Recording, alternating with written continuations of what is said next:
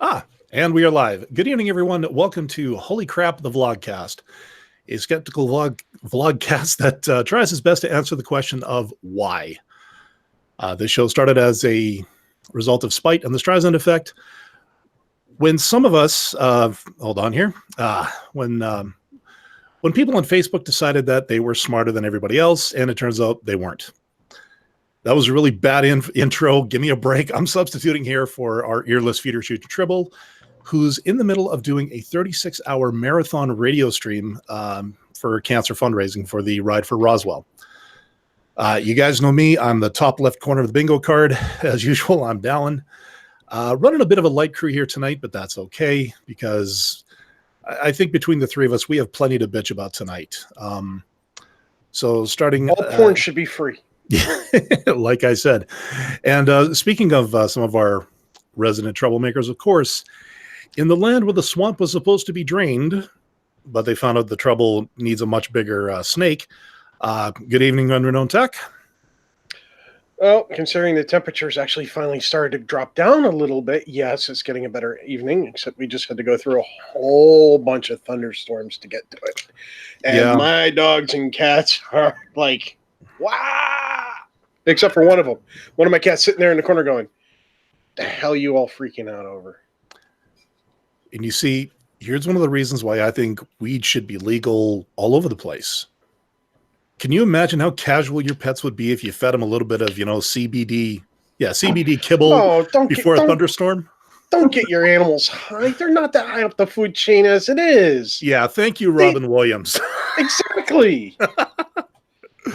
I mean, seriously, if somebody goes to a vet and the vet says, yes, your member of your family, your fuzzy family member is, they've got this problem or this disease or this issue or whatever, and giving them these CBD pills with this measure of concentration and everything else at this such and such interval is going to drastically improve their quality of life, go for it. But if you're the guy or lady that's sitting in, your room, you've got a big old blunt going, your dog walks over and goes, is that a Twinkie? And you go over your dog's nose and go, oh, you're a dick. Yeah, on that we agree. Anyway, so long intros aside, we have another player on the board here tonight, of course, coming from the land of, very close to the land of what the hell is going on. Brigid, good morning. Good morning. Yeah, I couldn't come up with anything else more original. Just, hey, this is where your vice president is from. My deepest and sincerest condolences. And surrounded by states that are just totally screwed up. Yeah, that would be an understatement, really. It's brutal out there, folks. Anyways, I don't really have much of a 5-minute freestyle, although I do have a little something maybe I would like to open up the show with if I can beg your guys' indulgences. Let's see if I can find it here.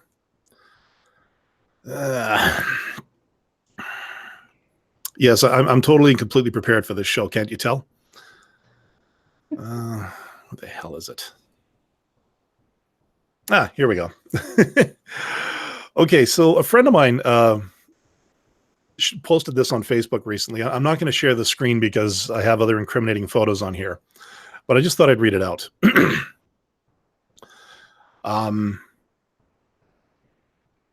So yeah, here's how it goes. Fourth-year med student reporting in. Had a rotation with a pediatrician where we ended up in the classic encounter with an anti-vaccination parent. You know where this is going. Yeah. The lady was a conspiracy theory magnet. She casually mentioned everything from 9/11 to chemtrails. Of course, she loved the idea of the vaccine conspiracy as well, opting to not protect her 1-year-old to stick it to Big Pharma. And for frequent listeners of the show, we've already talked about Big Pharma, and I think we pretty soundly debunked it. Yeah. At least, yeah, in lieu of any evidence to the contrary. That doesn't come from, I don't know, a fever dream or something. Anyways, I relayed all of this to my attending after my exam. I would see the patient first, gather history, and do my exam to present to my attending physician. He got this sort of lazy smirk on his face that screamed, "Watch this." We go back into the exam room and we cover all of the important bits of a well-child encounter. Growth charts, behavioral milestones, nutrition, sleep. And then we get to vaccines. She lists approximately 15 reasons why vaccines are more dangerous than the disease they protect against. Right. In addition to the various evils of the pharmaceutical industry. Right. My attending listens quietly until she's done with her soapbox, about one eternity later, and then interjects with, "Get this. Have you considered the possibility that anti-vaccine propaganda could be an attempt by the Russians or the Chinese to weaken the health of the United States population?" In a moment of catastrophic cognitive dissonance, I swear I heard a strange popping noise as her brain misfired. It actually broke her. The allure of the increasingly ridiculous conspiracy theory was just too strong. She ended up agreeing to a modified vaccine schedule. I was flabbergasted. My attending just grinned at me in response. To this day, I'm not sure the medical ethics of the situation are totally palatable, but goddamn, the result was amazing. If something like that is actually true, if that happened, I am both entertained as hell that this happened. I'm also terrified that it's come to this. There was one part there about the evils of the pharmaceutical industry, and again, speaking as a Canadian, I do kind of laugh it off because of my current situation. I can give you a story, which I will later. But then, given something Brigid had told us, or had told me earlier this week about certain pharmaceutical costs, which we'll get into. But before that, now that my not so free freestyle is over, and Shujin popped into the open live chat, which you can find on our YouTube page. Just go to the current live broadcast. The chat window will be there, and everybody's welcome. Just play nice. Anyways, and he says, yeah, approximately 12 hours, 40 minutes left of his 36-hour show. 12 hours already? Wow. That's crazy. It would also explain why there's nobody else in the chat, because they're all probably listening to him. Technically, you'll be done just before 1 o'clock in the afternoon, East Coast time. Yeah. Yeah. And we're not going to hear from the boy probably until, I don't know, Wednesday. Next week. Yeah, Wednesday at some point when he finally wakes up. Anyways, he also did a little bit of checking on the Raif Badawi situation. Again, nothing happening. So as of the recording of the show, it has been 6 years, 11 months, 9 days since Raif Badawi was falsely incarcerated for thought crime. Our thoughts are still with you and your family. I wish we had something better to report. It'd be nice to hear that he was on his way to Quebec to be with his wife and kids. I wouldn't be too crazy about the fact that he was going to Quebec, but can't have everything. You know, I've heard it said. I probably have been guilty of saying it before too. Why don't these places that don't like the dissenters, why don't they just kick them out of the country and let them go to the places that welcome them? And, it's taken me a while to realize the reason why you have these people turning to violent acts such as whippings, beheadings, all these things is not because their religion is true.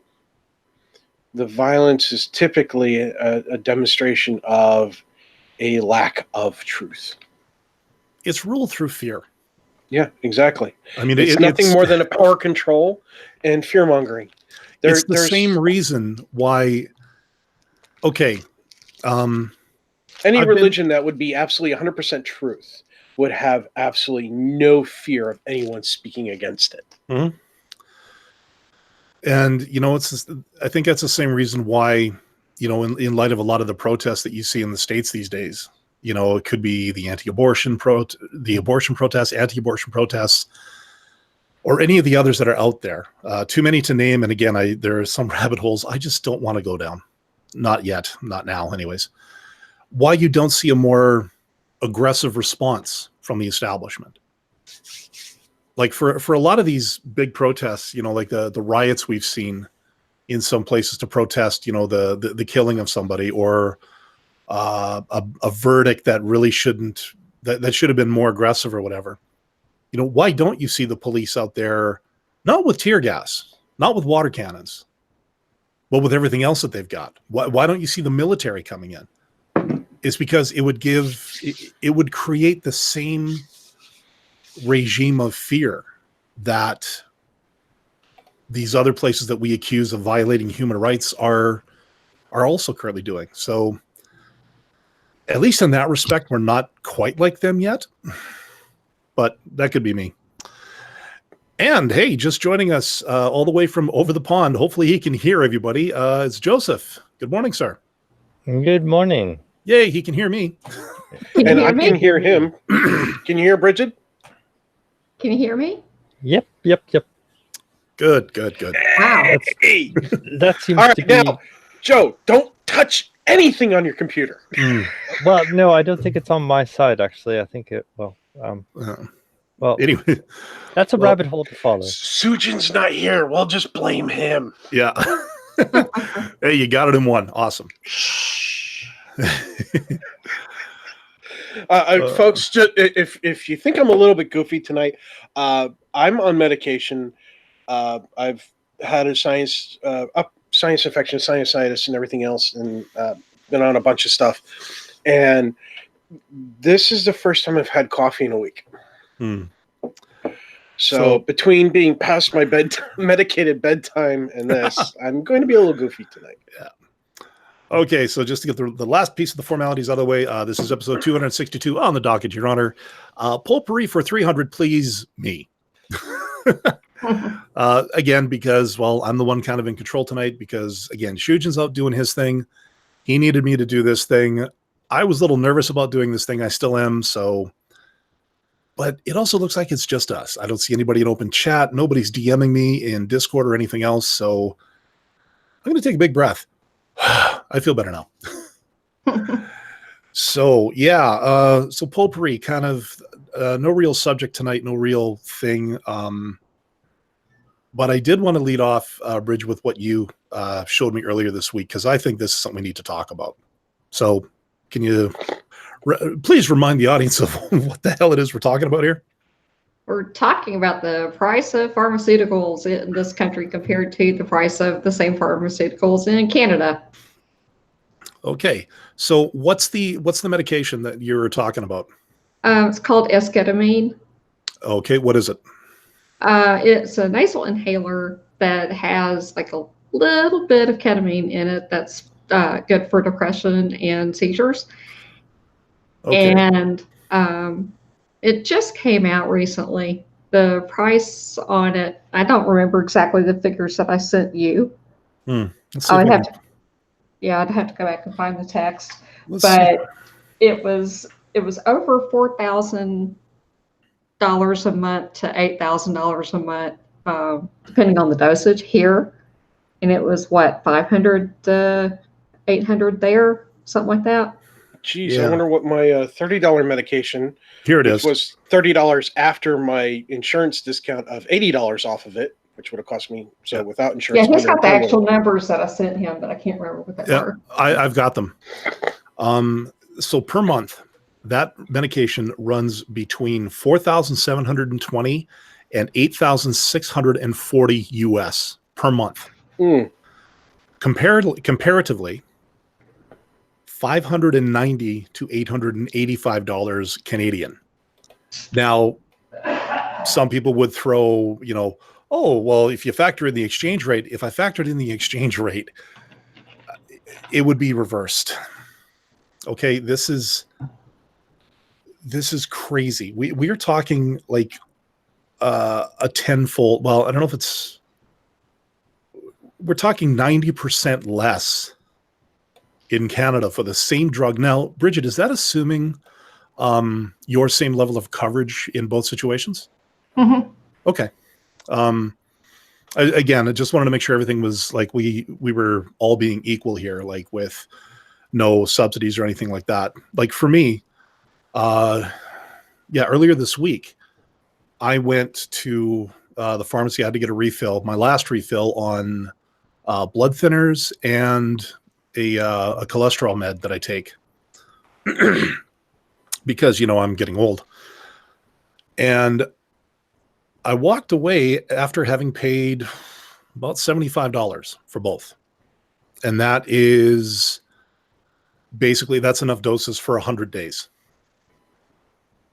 So that's three months and a little bit.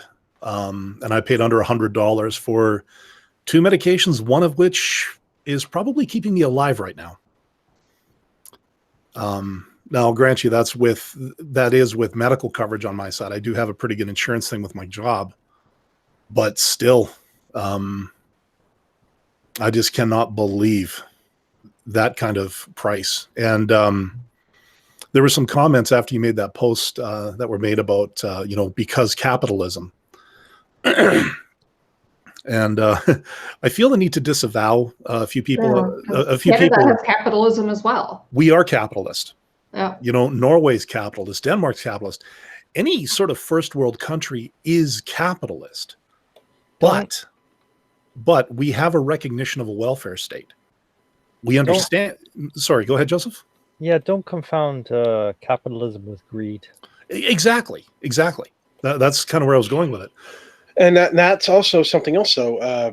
There's a lot of people out there who say, oh, well, you can't draw a line between capitalism and greed because, if you start drawing the line, when's it going to stop? And suddenly everything's going to be regulated. Nobody's going to have a say, and then nobody's going to have any ability to gain capital. And I was like, you don't understand how the world works. And you know what? No, Tech, you're absolutely right. You did not go to any kind of economics class. You know what? I barely made it out of the supply and demand part of economics class, and I still get that there's nuance. There is. And I've said it before. There's not a single social, economic, or political model that passes the human test. If you want to see an example of price control that works and a company still makes profit. Now, granted, the company itself is the one doing the price control in this case, but they figured out how to do it. It's GE. GE appliances across the board are price controlled at the retailers they're sold at. Mm-hmm. And they do that on purpose because they refuse to allow any one retailer to basically have better deals on their products through them over any other ones. So that way, every retail company that sells their product is getting a fair deal. And that same fair deal going to the customer. Now, some companies that say, oh, this GE product's $100 off if you come in and buy this toaster or whatever, that's more than likely not a GE thing. That's more than likely a company thing unless the coupon comes directly from GE. And if it does, it's more than likely available at all retailers that sell that particular make and model of appliance. GE does that on purpose because they, it makes them money. People know that they can go to a particular place and they know they're looking at a good price for something. And everybody, in a way, quote unquote, wins. Whether or not you can afford the appliance is another story. That's not medicine, for crying out loud. Well, that's the thing. I mean, you only win with an appliance sale if you're looking to buy an appliance. And granted, I know it's not a perfect analogy, but it's something that can be done if it's done the correct way, and it can be done. All right. It's just like medication. If it only takes $1 to manufacture 100 pills, there is no reason each and every one of those pills should cost $1,000. Okay. You're right. But for the first few years that a patent is active with a new medication, I think what they're trying to do, and okay, look, Is recoup costs. Yeah, I'm totally speculating here, but they're trying to recoup all the research costs that they spent. Sorry, that they spent actually creating the medicine. You look at, for instance, cancer research.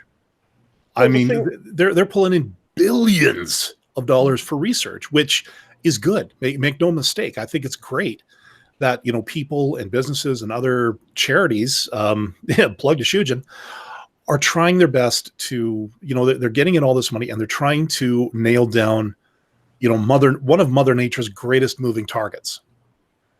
If that cure-all ever does come out, whoever gets the patent on it, which, I mean, okay, something as important as a cancer cure drug, if it ever comes out, I think they're going to have to approach how to distribute that one a little bit differently than the latest antibiotic. But yeah, the cost recoup is, I understand it. Here's the thing. At the same time, I don't have to like it. I had a relative work with a pharmaceutical company. Mm-hmm. This is not like a fifth remove relative of, whatever. None of that goofy shit. This is somebody I have personally talked to, and yes, you're hearing it from me. So that makes it hearsay in a court of law. Mm-hmm. However, all that crap aside, he spent several years working with a pharmaceutical company on their computer systems. In the meantime, he was drinking the lemonade, the Kool-Aid, as it were, of the company, talking about, recouping costs and everything else. And then he got sick a couple of years after he was done with that contract. Now, mind you, this was like 3-4 years of him and me arguing back and forth intermittently about price control on medications and so on and so forth, reasonable periods of time of recouping costs and everything else. He got sick. He needed medication. His medication, after insurance, was through the roof. He flipped the hell out because the medication had been on the market for like 8-9 years, something like that. Mm-hmm. And he's flipping out about the price and everything else. And I said, well, if it was regulated, and he said, stop right there. This has been out way longer than it took him to recoup the cost. It's like, are you sure? Because, you told me of XYZ argument, all the arguments in the book that I've heard that are repeated on television, that are repeated by conservatives who have investments in any politician for that matter that has investments in pharmaceutical companies and all that other crap. He hit me with every single one of them. I nailed him back with his own arguments. He hung up. He hung up because he just realized that everything he had been spouting, the reasons that he gave, was the reason why his medication was still absurd, even after they recouped the costs. Because when you make the claim, well, when we recoup the costs, all the additional profits that we make go into further investment of refining of the drug and researching other ones. Which we know it doesn't. And all that other crap. And it's like, okay, so now it becomes a case of you've recouped your costs. Time to get to a regulator that shows you can make this percentage of profit off of it. That can be put towards research. You have to show in the books that goes to research. And that's where everything breaks down. When you have demand transparency, the companies go, oh, no, fuck you. Or, excuse me, sorry. No, it's all filters off tonight. Yeah. Because we figured, since, the tribble's away. So. No, that's the point. Yeah. The regulation can work if the transparency and the bookkeeping are honest. But when you have corporations where their executives, when they decide to bail or they get put in prison, get a golden parachute of amounts that begin with a B? Yeah. In terms of billions? Mm-hmm. Right? Or even hundreds of millions. There's no transparency. Yeah. There's no honest bookkeeping. It's just greed. Yeah. And I think the trouble now is that trying to bring in regulation nowadays would be, I won't say impossible, but very painful. just because of the amount of political inroads, lobbyists and stuff have made into the government. And, plus, and again, I go back to it, the culture, the sense of entitlement, the sense of this is mine. Why should I have to give any of it away? Because I earned it. Anybody that, what I just saw it earlier today. Any adult not willing to work for their own food deserves to go hungry. And to which I respond, okay, so you want people to work for a living to, buy your product or so that you don't have to pay for their welfare. Yet, Mr. Company, corporate guy, you just took 7,000 jobs out of this community and shipped it off to some other place where you can get, labor for pennies on the dollar. And is that working? It's working for the For executive them. who's pulling in but the. I mean, is that work? Is that the same sort of work that these people are requiring of people to buy their products? Well, the only thing they need for people to buy their products is money. But if you as a job creator aren't creating the jobs that will get people the money to buy the product, you're not really helping the system, or you're not really helping the situation, are you? But do you see what I'm saying? They're expecting people to be able to pay their whatever prices they set, and for people to be able to. It's like what you said. Well, if somebody doesn't work to earn a living, they don't deserve the medication, or they don't deserve to. They should go hungry. But are they applying those same rules to themselves? Oh, probably not. If they were, well, I mean, look at Tech's friend there. He Relative. As soon as, or relative. Wasn't friend. Sorry. I don't get into those kinds of heated political debates with friends, because that's how I lose friends. But relatives, blood's blood. Yeah, whether I like them or not, they're blood. Yeah, they still have to show up rolls. at Thanksgiving dinner at least once. So no, I get it. No, but in that case, the tables were turned on that person, and suddenly all the rules that they were led to believe and led to follow now just blow up in their face. Now suddenly they want what they can't have according to the system that they used to play by. So no, I think the answer to that, Joseph, is no. They don't play by the same rules. But if we're going to follow that rabbit hole down a bit farther, sure.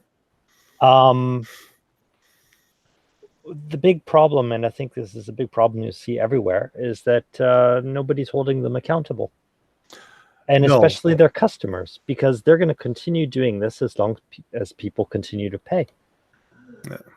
If they hike up the prices so much that everybody is basically on a death sentence, and they can't pay, then well, they're going to have to try something else, but they're going to continue doing it as long as it works.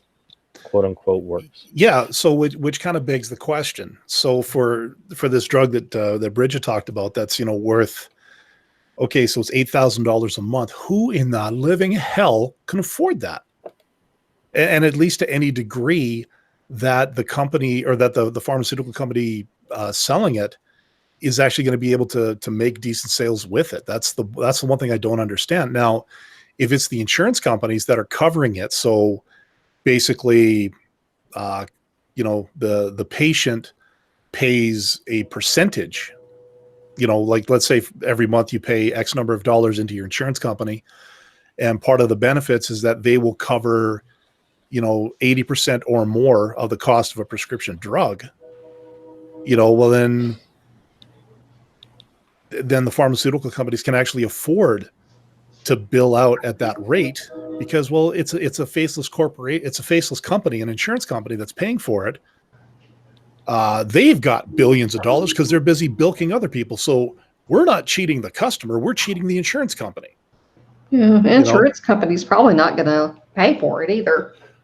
Faceless is a good point too, because it's another way that's their, they're making it difficult to be held accountable. Yeah.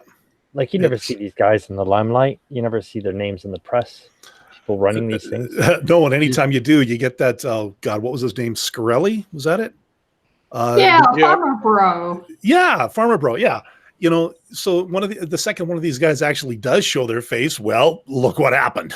Oh, is it that little shit who Yes. basically bought the company and then just immediately hiked up the prices? Yeah, and not just even though he's and not just hiked it. They raised the prices back up again.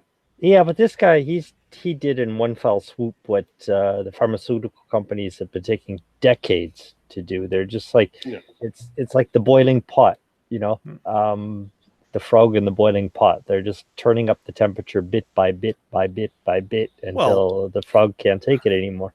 Yeah, but by then it's too late. Yeah, I was going to say, but by then it's too late. But this guy is just, he doesn't have the patience the big companies had, and he just did it right away. He just did it in an in-your-face way. Yeah.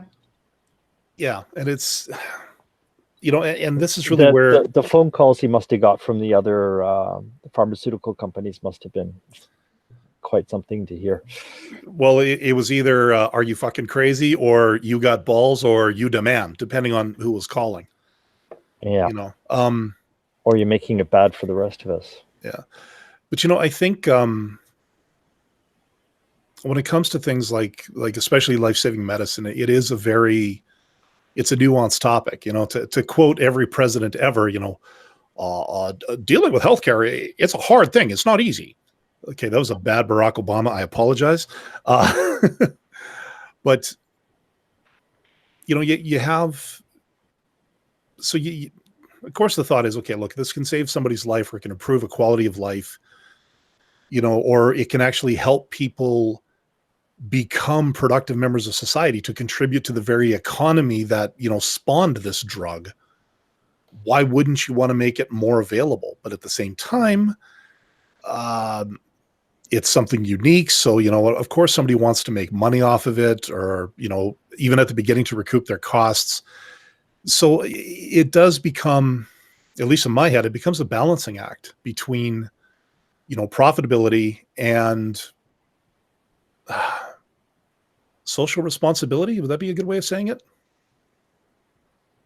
And here's the thing. Some of the companies there are some companies out there that do recognize the fact that, hey, look, to make our drug, to make one dose of this drug, whatever the form the dosage is in, literally costs them $100 to make it. Yeah. And because the fact that so few people, in comparison to those who buy Tylenol and aspirin and all the other shit out there, our cost to manufacture to keep this thing running is higher than average. Therefore, we have to jack it up to $250 a dose to keep everything running and to keep enough of a profit to pay everybody and still make money and keep the company going for that particular line of product.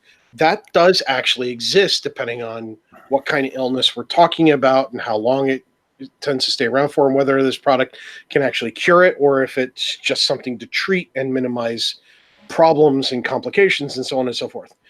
And they'll set up programs where, look, because of government tax regulations and write-offs and everything else, we can give this drug a certain number of dosages to 100,000 people over the period of a year for free, or for a higher discount than even the insurance companies can give.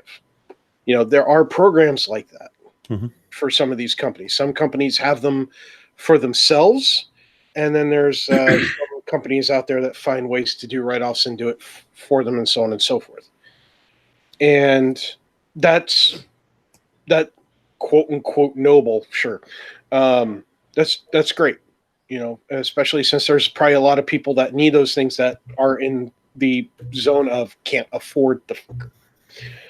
But there's plenty of medications out there that are abnormally high in price for the sole reasons of greed. Insulin. Yeah, exactly. That has a very high demand and is actually relatively easy to produce in today's technological environment. and yet they're still charging an arm and a leg and a heart and a lung for. Yeah. Well, and Brigid put the nail on the head there, insulin. Because as far as I know, I don't think, short of a transplant or a pancreatic transplant, I don't think there's a cure for diabetes.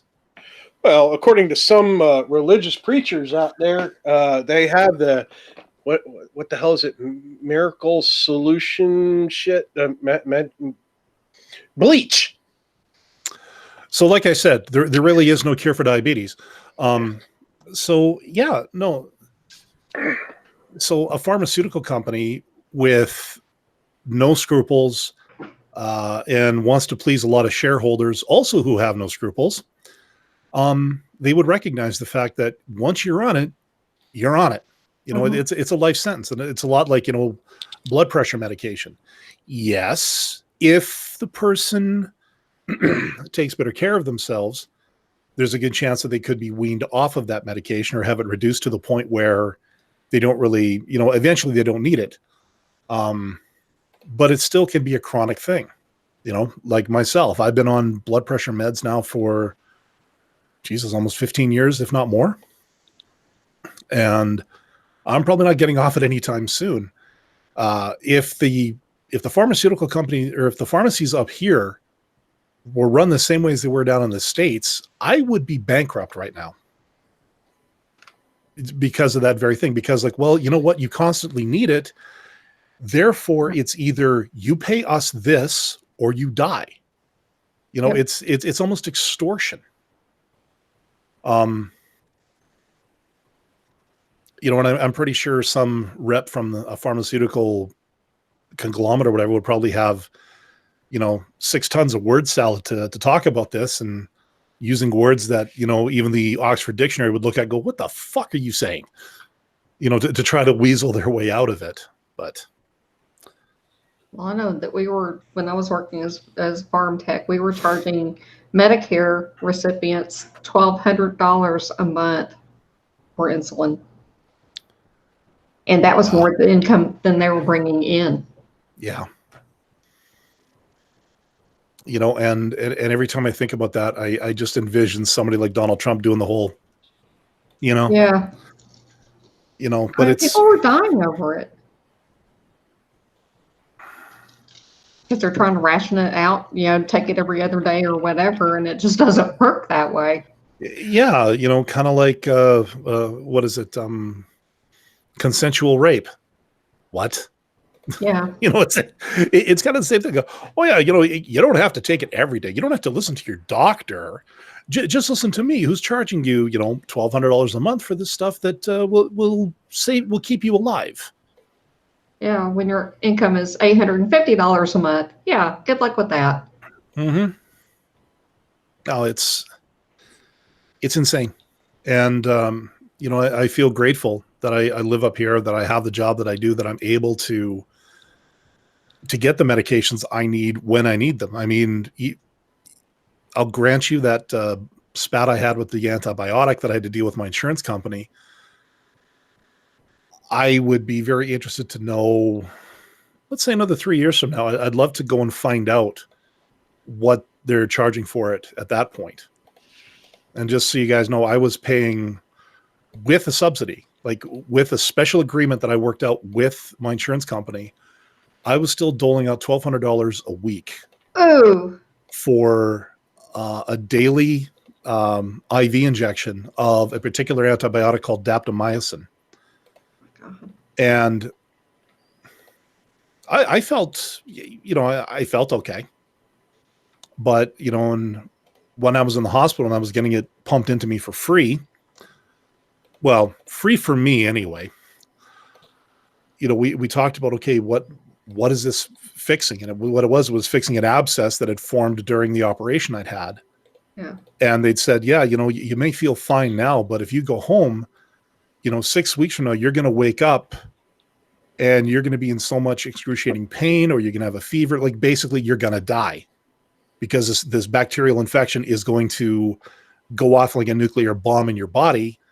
So we got to try to hit it. Now I have a sensitivity to the regular treatment. It basically did it did something really bad to my kidneys. which is why I had to get this alternative. I'm a one-off. Yeah. But yeah, it was $1,200 a week. I'm still paying that off. Like my credit cards are still pretty high up there. Mm. I'm doing my best, but I'm grateful that I was able to get it. And I'm grateful that I'm able to get the other medications that I have nowadays. I'm pretty sure that if I lived in the US right now and had to go through everything I've gone through, we wouldn't be talking right now. Yeah, exactly. Well, don't forget, thanks to the wonderful health insurance systems that are available and laws and everything else, you can actually file from bankruptcy due to medical bills. So if you're willing to shoot your credit to hell, well, I would not exactly call that a good consolation. There are people in this country that right now that their credit is so shot because of their medical bills and shit. Mm-hmm. They know that if their car breaks down, or they're cooked. Yeah, they will literally have no transportation if they can't get the car working again. Yep. And I've seen public transit in some parts of your country. And that ain't no alternative, okay? Yeah. I have a buddy down here that I have an acquaintanceship with, and he and I both work on the same base. I'm not going to give away any identifying information, even though I know he doesn't want to show, because his privacy doesn't need to be invaded like that. There are things that I know about the guy that other people I don't think really realize. This guy bicycles to work every day, whether it's rain, shine, tornado, winds, whatever, because he doesn't run his car. They have his family. It's him, his wife, and their kids. He doesn't run his car at all because it saves a lot of money to not have to run it, not to have to insure it or anything else, because of certain medical things that I'm not mentioning. So he does that for his family because, and here's the thing, I'm a contractor. He's a government employee with better medical insurance than I have. And he has to ride his bicycle to work because of the medical system here in the States. Mm-hmm. Yeah. I'll admit, anytime that I was unemployed, I thankfully was not on any kind of, medical requirements. I didn't have any medicines that I needed to take at the time or anything like that. But so I'll be perfectly honest. As far as the Canadian medical system goes, I don't know what an unemployed person has or doesn't have. I mean, I could go look it up and find out what that base Alberta health coverage gives me. I know for a fact that it pays for any lab work that I get done. So if I have to go in for blood work or anything like that, it pays for doctor's visits. Like if I go to a clinic, I found that one out the hard way. I had moved and I hadn't updated the local health authority that I changed my address. I had 2 visits and suddenly I got a phone call saying, your payment didn't go through. I'm like, what? And then they explained to me what happened. And I said, well, okay, how much is it? I said, for the 2 visits, it's $90. Okay. I phoned Alberta Health. I said, I just moved to this new address, and bada boom, it was done. I didn't end up having to pay. $90? That's it? Now, keep in mind, this was almost 10 years ago, so it may have changed. But the bottom line, with the baseline medical coverage I have here, which is done by the province, I can go into any walk-in clinic. I can go to doctors, like I can go see a specialist. I can go do anything, and nothing comes out of pocket. Things like my hospital stay, my prescription drugs, certain medical aids like the CPAP and everything that I have now, that's all taken care of via third-party insurer, which I pay into from the company I work for. The entire company is under one insurance group. and it's a blanket coverage. So I pay my dispensing fee. I do have a deductible, which I think is about $500. That's not bad at all. Try $3,000 down here. Yeah, no, I've heard horror stories about the deductibles down there. My deductible, because of my deductible, when I went to the MedExpress down here, because I couldn't get a doctor, we're having a serious problem where I live with doctors and being able to get appointments, same day, let alone next day. The nearest open availability for anybody in my area that fell under my plan was June. They said, well, if you've got a serious problem, go to the hospital. And I was like, no. So I went to basically what's called, it's kind of urgent care. It's a cross between doctor and hospital without the missing limb crap. Yeah. So basically you're not going to triage or anything like that. So if my deductible had been met, my copay would have been zero, my copay would still been the same, but my bill would have been zero. So my copay was $75, which is still less. 100 would have been in the 100 to 150, I think, would have been in the emergency room. Regular doctor copay with a deductible would have been 50. I've had better insurance where doctor was zero and like hospital was 50, but yeah, this is the best I could get at this moment in time. And I know the bill's going to be coming in. I haven't seen it yet, but knowing what I know about my thing, they're going to show me an explanation of benefits that shows how they negotiated the prices down, saving me all these wonderful amounts.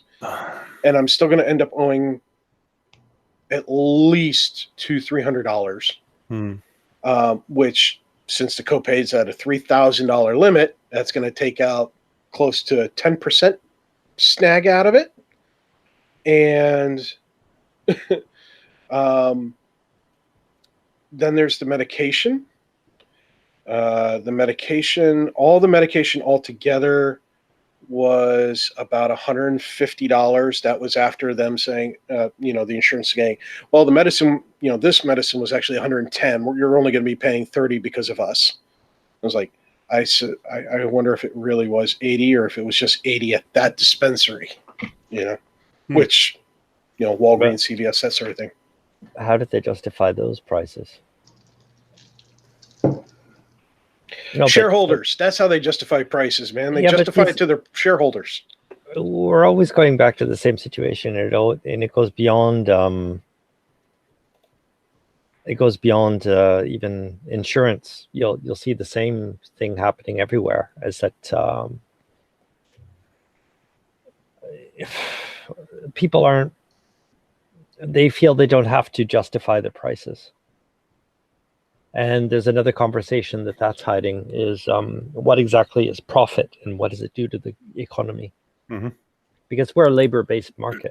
We're a labor-based economy still. At least we're still operating on that. I guarantee you, these most of the pharmaceutical companies that we hear about, where they're price gouging their clients, so to speak, don't give a damn what it's doing to the general economy, as long as the demand says they got to have it or they die. Well, that's fucking evil. Well, and I mean welcome to America. But that lends a lot to the whole to the big pharma conspiracy. There's no profit in a cure. That we've heard that when we've talked about this before. And that statement actually isn't a conspiracy statement. There might be a profit in the cure, and then there might be more profit in just treating the symptoms. It doesn't mean that they found the cure and didn't release it. It just means that they may only be satisfied with having developed something that treats the symptoms, and they have not yet invested the money or even decided to even think about entertaining the idea of working on the cure. That's exactly it. Because it doesn't mean that they found it and they're holding it back. Yeah, and that comes the conspiracy. And that their tech, that Joseph's right. That is evil. Oh, it is evil. And it's a side note. Like, for example, take the same things happening in the petrol industry. there should be more investment in discovering alternate forms of energy, better batteries and shit like that. Oh, but yeah. The research is simply not being done because, it's being like, how many times through history is the electric car been squashed? Well, because it's just, we're in a profitable, you look at that, just sucking something out of the ground, yeah, and then selling it at a price, a profit so extraordinary, it's not called a profit anymore, it's called a rift. Yeah. Like, you've seen, have you guys seen the movie Demolition Man? Yeah. Okay, the cop cars. I don't know what happened. One thing I'm in the air, and the next thing the car turns into a cannoli. Okay, best freaking line ever. I laughed so hard. But that car, that model was actually, I believe it was Chevrolet's first iteration of a fully electric vehicle. Much as I'm loath to talk about the guy, Michael Moore did a thing about that thing about the death of the electric car. And I believe he cited that particular model that it just never made it to market.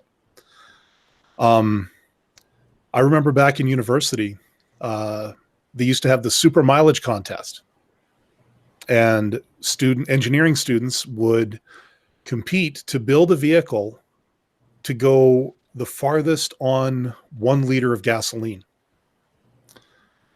And some of them, it's pretty impressive what they were capable of doing. Who was the sponsor of the contest? Shell Oil. Where are these innovations for these super mileage vehicles? They've been shelved for the very reason that Joseph just talked, that there is little profit in supercars. And I don't know if you've seen recent. Sorry, go ahead. Yeah, there's something else on the side too, because recently there was a lot of noise going around about when shale oil technology was coming into, when it was something new. Mm-hmm. That started because they said that the oil's running out, and it turns out that even that was complete bullshit. Yeah, it's just running out of the familiar places. Well, it's another marketing ploy. I mean, you say, oh, there's not going to be any of this product soon, so get it while you can. Oh, believe me, where I'm from, my hometown is a mining town. They've used that scare tactic every time the union starts talking. It's like, there's only enough ore in the ground to last the next 3 years, so why are we even bothering to get into contract discussion? And then when the contract is passed and the workers are happy, oh, look, we've just discovered another vein. We're good for another 50 years, at least until 5 years later when the contract comes up again, and then it's the scare tactic. They've been doing this for, as long as I've known that town to exist, and as long as the steel workers have been there. The threat of the scarcity of the resources is really nothing more than a fear tactic by those who hold all the, those company owners, just to try to justify some really shitty move that they do to screw the workers. Flowing into the same pockets. Yeah. Actually, Joseph, I was going to ask you, and I don't know if we've ever asked you this before. You've heard a lot about the Canadian side of, how we deal with medical stuff. You've heard the American side. What's it like in France? Pretty good, actually. Okay. But, I mean, that's good to hear. Can we, I'm thinking more in terms of, okay, it's on both sides, because there's two things going on, because the medication here is it's kind of between the US and Canada, actually. Okay. Because the medication costs here are pretty high, but it's covered by Social Security. Okay. But Social Security is probably more expensive here than it is in Canada. Okay. So like you yourself, you pay out of something like in taxes or a deduction off a paycheck or something into it? Yeah. Okay. So depending on the salary, it depends. We pay Social Security. Yeah. Well, I mean, we pay for, in Alberta, we used to pay out of pocket or a deduction off our paycheck for our provincial health insurance. But back when oil prices were were good, gas prices were through the roof, and our government at the time was just rolling in cash. They put in plan a law that would actually have that monthly healthcare cost done by the government, so I don't pay for it anymore. It used to be $150 a month for that baseline that I was talking about before. Now I don't pay for it. Okay, so if you needed a medication, let's say an antibiotic, and you go to a pharmacy, would you pay for it full price and then get reimbursed? Do you pay a portion? How does it work? You pay part over the counter, and the rest is covered. Okay. So yeah, it's kind of like a copay, I guess. That's basically what happens here in the States. That's what I got with my insurance. Was there's a price that the pharmacy has set for that particular medication for how it's written as a prescription. Yeah. And then the insurance company says you can only charge our client X amount of dollars, and that's it. And then you pay the money. Sometimes the insurance company, depending on the insurance you have, will say you can only charge X amount of dollars. By the way, of the amount that you're charging our client, we will automatically pay for this amount. That way the client will only end up paying this other percentage. That's if you have the really good insurance. Yeah, and I don't even want to think about what the monthly cost for that would be. Well, here's the thing. If I hit my $3,000 deductible, that aspect of my insurance would actually kick in. My insurance is not bad. It's just my deductible is absurd. Yeah.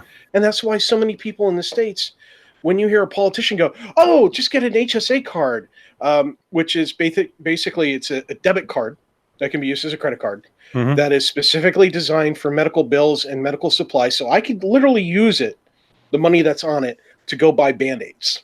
That's an HSA qualified product here in the States, as well as antibiotics, isopropyl alcohol, even Q-tips can, I think that one's a gray area. But anyway, I can't go buy a cheeseburger with it unless I want to pay 30% on what I just paid in terms of paying back taxes on it, because what the money that's applied to it comes out of your paycheck before taxes. The idea being that you save it for when shit hits the fan. But here's the thing. Even you can't have a person go in and get, an HSA card and be able to only afford to take 1% out of their paycheck to put on there because they need every dollar for their mortgage, their car, and everything else, and then get hit with a $3,000 bill and expect the HSA card to cover it. Yeah, so the HSA card is basically a reloadable debit card. Yeah. That you load yourself. It's pre-tax. It's designed for like the ultimate medical rainy day fund, but you're the one that still has to build it yourself. Yeah. So when you have rich politicians saying, "Oh, just use this." Yeah, just save up for an HSA, and it's like, well, what if you need a liver transplant? Nobody is going to have that much on their card. Well, except the one idiot that's waving it around, going, "Just use this." Okay, can I have that one, sir? Thank you. Yeah. Well, you probably don't want that one because that's probably the one they got in the mail from the credit card company as an advertisement card. $2.5 million to go through chemo. Yeah. I've just got that pocket change. No big deal. Hey, I got a great idea. I'll just ask for a loan from my folks, just like, the other politicians. It worked for them, right? Yeah. Can you float me $1 million? Yeah. Just go up to Trump Tower and knock on his door and say, dude, you did it for your, from your dad. So we're just going to borrow $1 million from your account. You're good for it, right? Careful, he might not be. I've been hearing some stories about his losses have been pretty catastrophic. Check might bounce. Yeah, no, his head might bounce. Yeah, and that goes a lot to sort of this mental separation between, the haves and the have-nots. And again, I almost hate to say this, but I do come from sort of the have side, And anytime I was without work, I had EI because I'd put into it for so long from other jobs. Yeah. I'd always worked to get another job, and I've done some shit. I installed furniture for a while. I was a salesperson for a while, and I hated it because, okay, I can't stand salespeople, especially these days now that I have to basically build stuff that other people have sold, and most of the time it's almost a lie. Yeah. I actually had one, and I think I've said this one before. We were having a meeting. This is the second project I've been working on at my new job, where I am now. And we were selling a software solution to a company, but they didn't really have the IT infrastructure to maintain the necessary servers, connections, etc., to make it work. We had been experimenting with hosting a system like this so that they could access it through Citrix. Basically, they go to a website, the application fires up, and it looks like it's running on their computer. Cool stuff. We were experimenting with it. Like, we weren't even in alpha mode at this point. We got into the kickoff call with the client.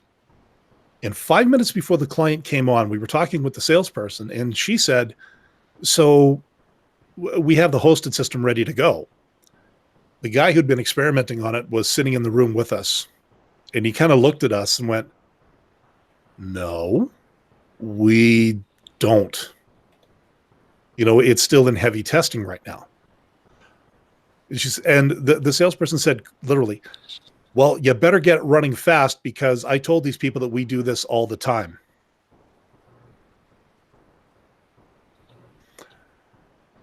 I have never, outside of politics, I have never seen so much bullshit thrown around a conversation to a client in my life. Needless to say, that salesperson no longer works for us. We did manage to pull it off, but oh my God, was it painful. But anyways, like I said, I've done some shit jobs in my time, but I always wanted to, just so that I could work. So I've never really had the situation where I was staring down the barrel of getting thrown out of my home or having to miss life-saving medication. So, maybe I do have a bit of an ivory tower look at things. And, when I hear stories of people not being able to afford medication or can't go to the hospital because of money, I'm left speechless that there are, that there are people in that situation in countries as, well, I mean, hey, we consider ourselves first world. We're supposed to have all this other, poverty and crap behind us, yet we don't. But then that there's also people out there who are kind of like that insurance guy in The Incredibles. I used to think that guy was a joke. Apparently not. No, he's not a joke. I know. And again, I'm floored by the fact that this exists in supposedly, one of the richest countries in the world where everybody wants to come to America, because it's the land of opportunity. Like, put it this way, you guys got some pretty good PR. You've got a hell of a group of salesmen out there, because if the reality is kind of like some of the stories I've been hearing here, why the hell would anyone want to show up at your doorstep? Yeah, don't leave me hanging here, guys. Yeah. The thing is with our country, it's still a land of opportunity. The problem is it's nuanced. It's all depends on context. Mm-hmm. Everybody has the chance, quote unquote, chance to become a billionaire if they play the game the right way. The problem is part of the problem is that the system has been systematically and is currently still being tweaked and changed, manipulated by those who are in the top 1% to prevent others from coming up the food chain. Yeah. Exactly.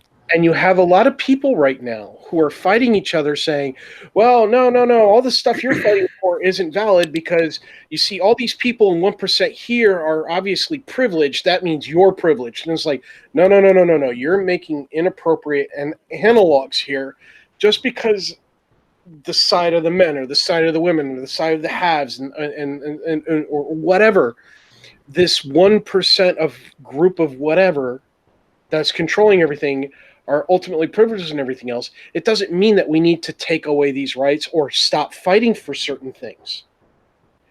The people need to realize, and right now, the politicians, some news organizations, and some probably outside sources of manipulation are doing a very good at dividing the 99% from actually sitting down, having a conversation where they're not tearing each other's throats out for each other's opinions, and then doing research, vetting the research, vetting the statistics, vetting the pricing, and showing the comparisons and showing the context behind statements and everything else, and being civil.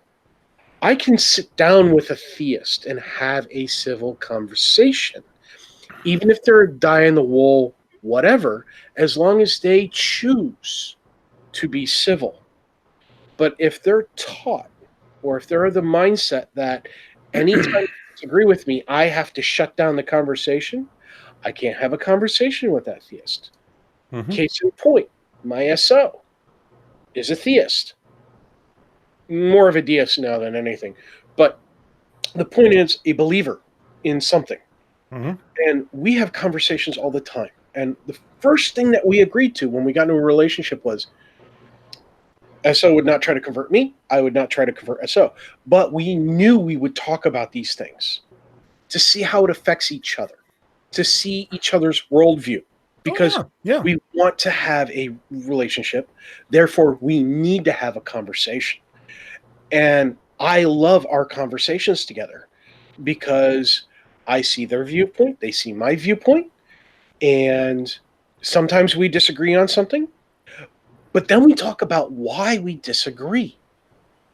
And if I could have a conversation like that with anybody on any topic whatsoever, whether it was politics or medicine or theism or deism or which porn magazine makes the best wank material,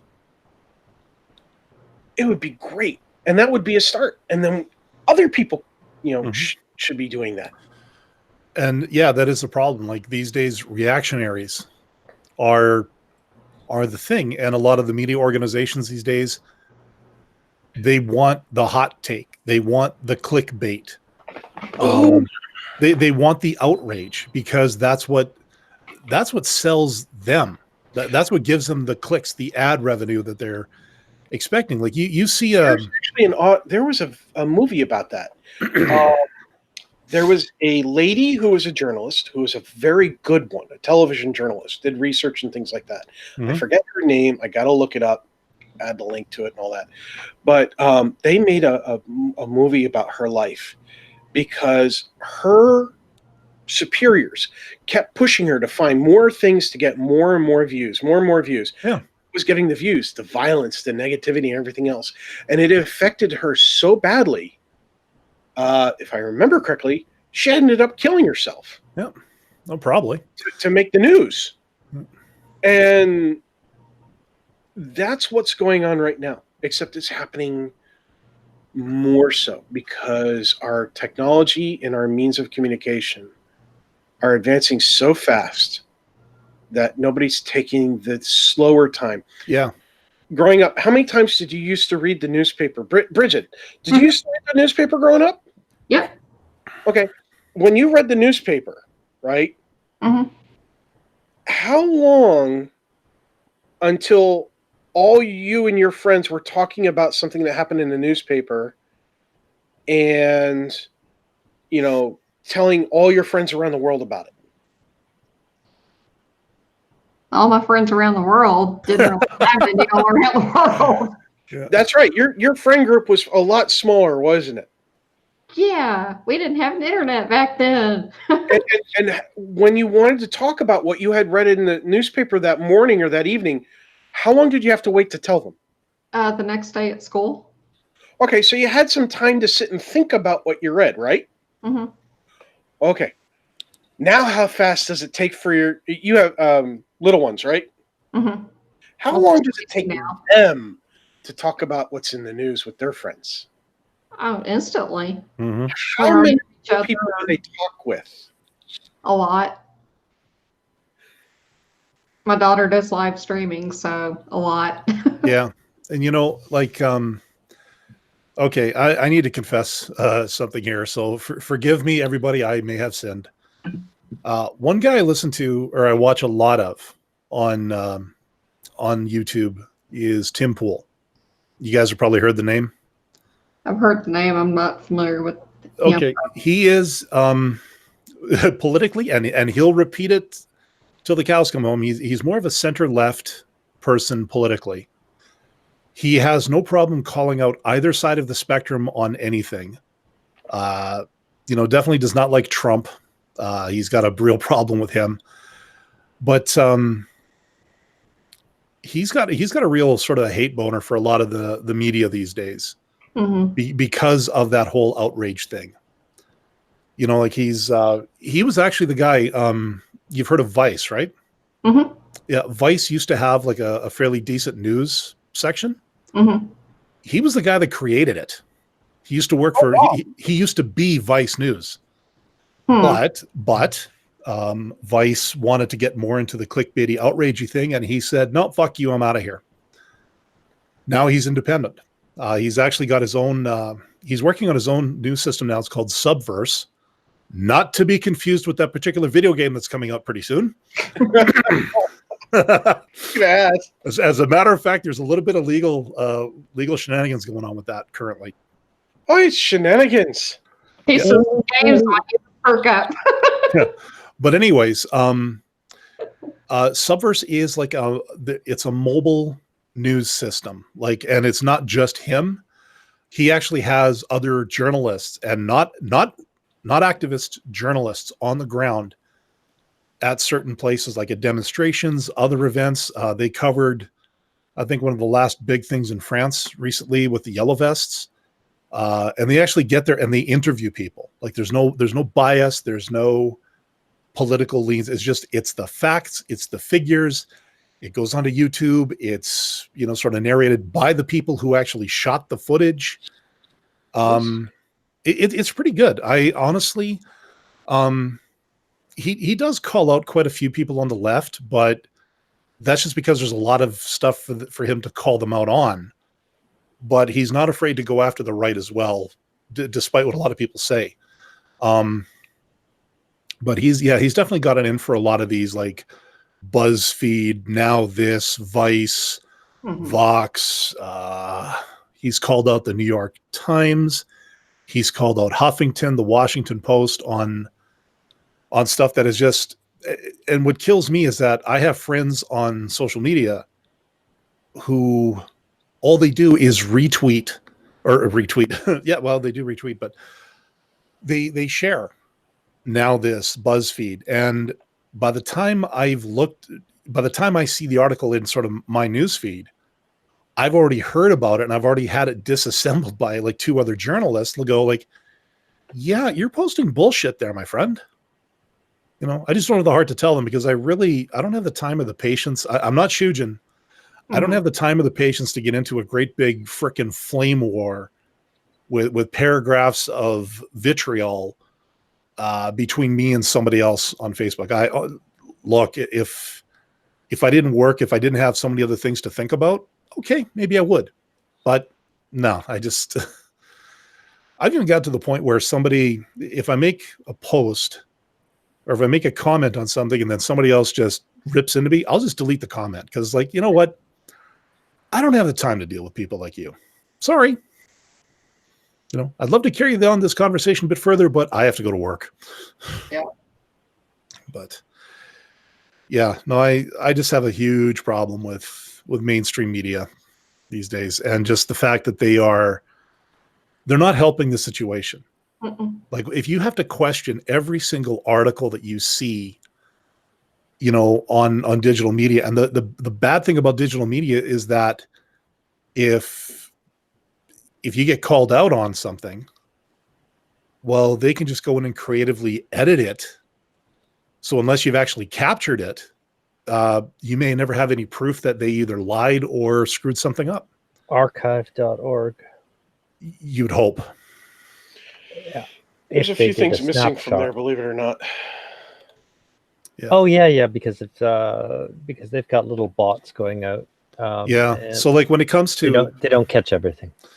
Yeah. Like when I it is surprisingly good at catching most things, though. Yeah. When I look at sort of, you know, like call out videos and stuff like that on YouTube, and you're like, you know, like, oh, this person tweeted this, and then what they do is they screen cap it right away because they know that within an hour that tweet's gone or that post on Facebook's gone. So they screen cap it, they save it, and then they'll post it later to back up whatever story they had.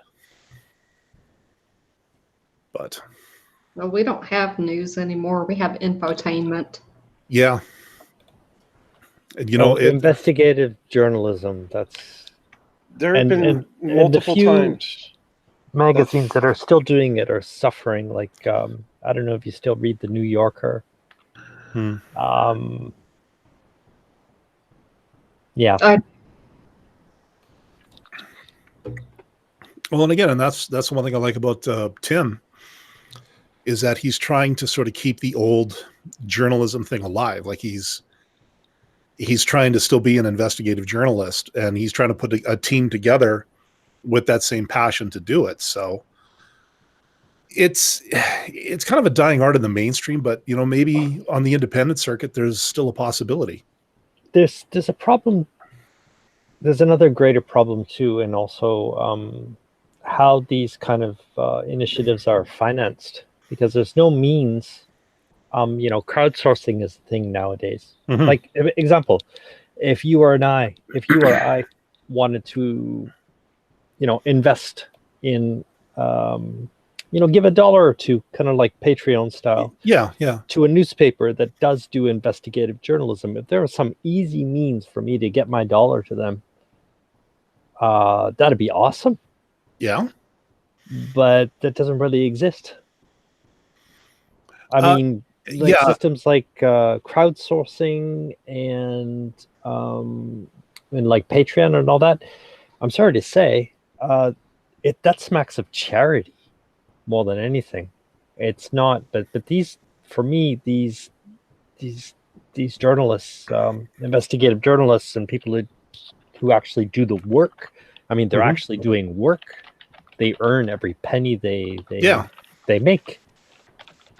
But there's no system in place to make them earning $1 an easy thing. Yeah, I see where you're coming from. Yeah, it would be nice if, you know, we could get money into the hand, like directly into the hands of, you know, people who are actually doing the job, rather than, you know, paying a subscription for a website or a web zine or whatever that, you know, does. They're still operating on the old system. I don't understand why they haven't adapted to the new technology. I mean, probably because they don't know how to do it effectively. Yeah, well, there's nobody's taking the initiative. Everybody's waiting for everybody else. Well, I have, you know, I worked, one company I worked for before this one. This is when social media was just getting started. You know, Facebook was a thing that, you know, okay, well, mostly it's for people to keep in touch with friends and family across the world. There's a little bit of news. Some businesses are trying to leverage it. You know, some businesses were trying to leverage Twitter, which they're still having trouble with, if you ask me. We actually hired somebody, and her job was to be the social media person. You know, to keep tabs on social media and try to direct people to the website that I'd built so that they could see what kinds of what kind of products we had for sale, all that kind of stuff. And that's all she did. And then I was reading in website magazines, you've heard of SEO, like search engine optimization. SEO. You know, yeah, how to get yourself into the top 10 on Google. Oh, before the bubble burst, that was a huge way to make money. That was I know. That was my trade. Oh, okay. So yeah, you obviously you know about it. Yeah. But, Preaching to the choir on that one. I even worked for Google for after my back accident. It was the only job I could do, which is actually why I'm in computer stuff now. Yeah. But validating their fucking search results is probably the most boring job anybody could ever do. But I can only imagine. You know, and I remember reading, like I glossed over a couple of articles, you know, on how to optimize search engine performance, and I never really paid it much mind because it was just, again, it wasn't something I really wanted to get into at the time. But you know, I remember those meetings with the CEO of the company and with other people, like, okay, how do we better present our brand? And unfortunately, a lot of these media companies that you said are doing it the old-fashioned way, I don't think they know how to do it any better. I honestly don't think that there is, at least in their head, a better model for them that could that they're as confident in. I think that's what it is. There's a lot of questions in that. I have a lot of questions because I mean, well, to start with, is their business honest? Are they being honest about their sales pitch? Because, you know,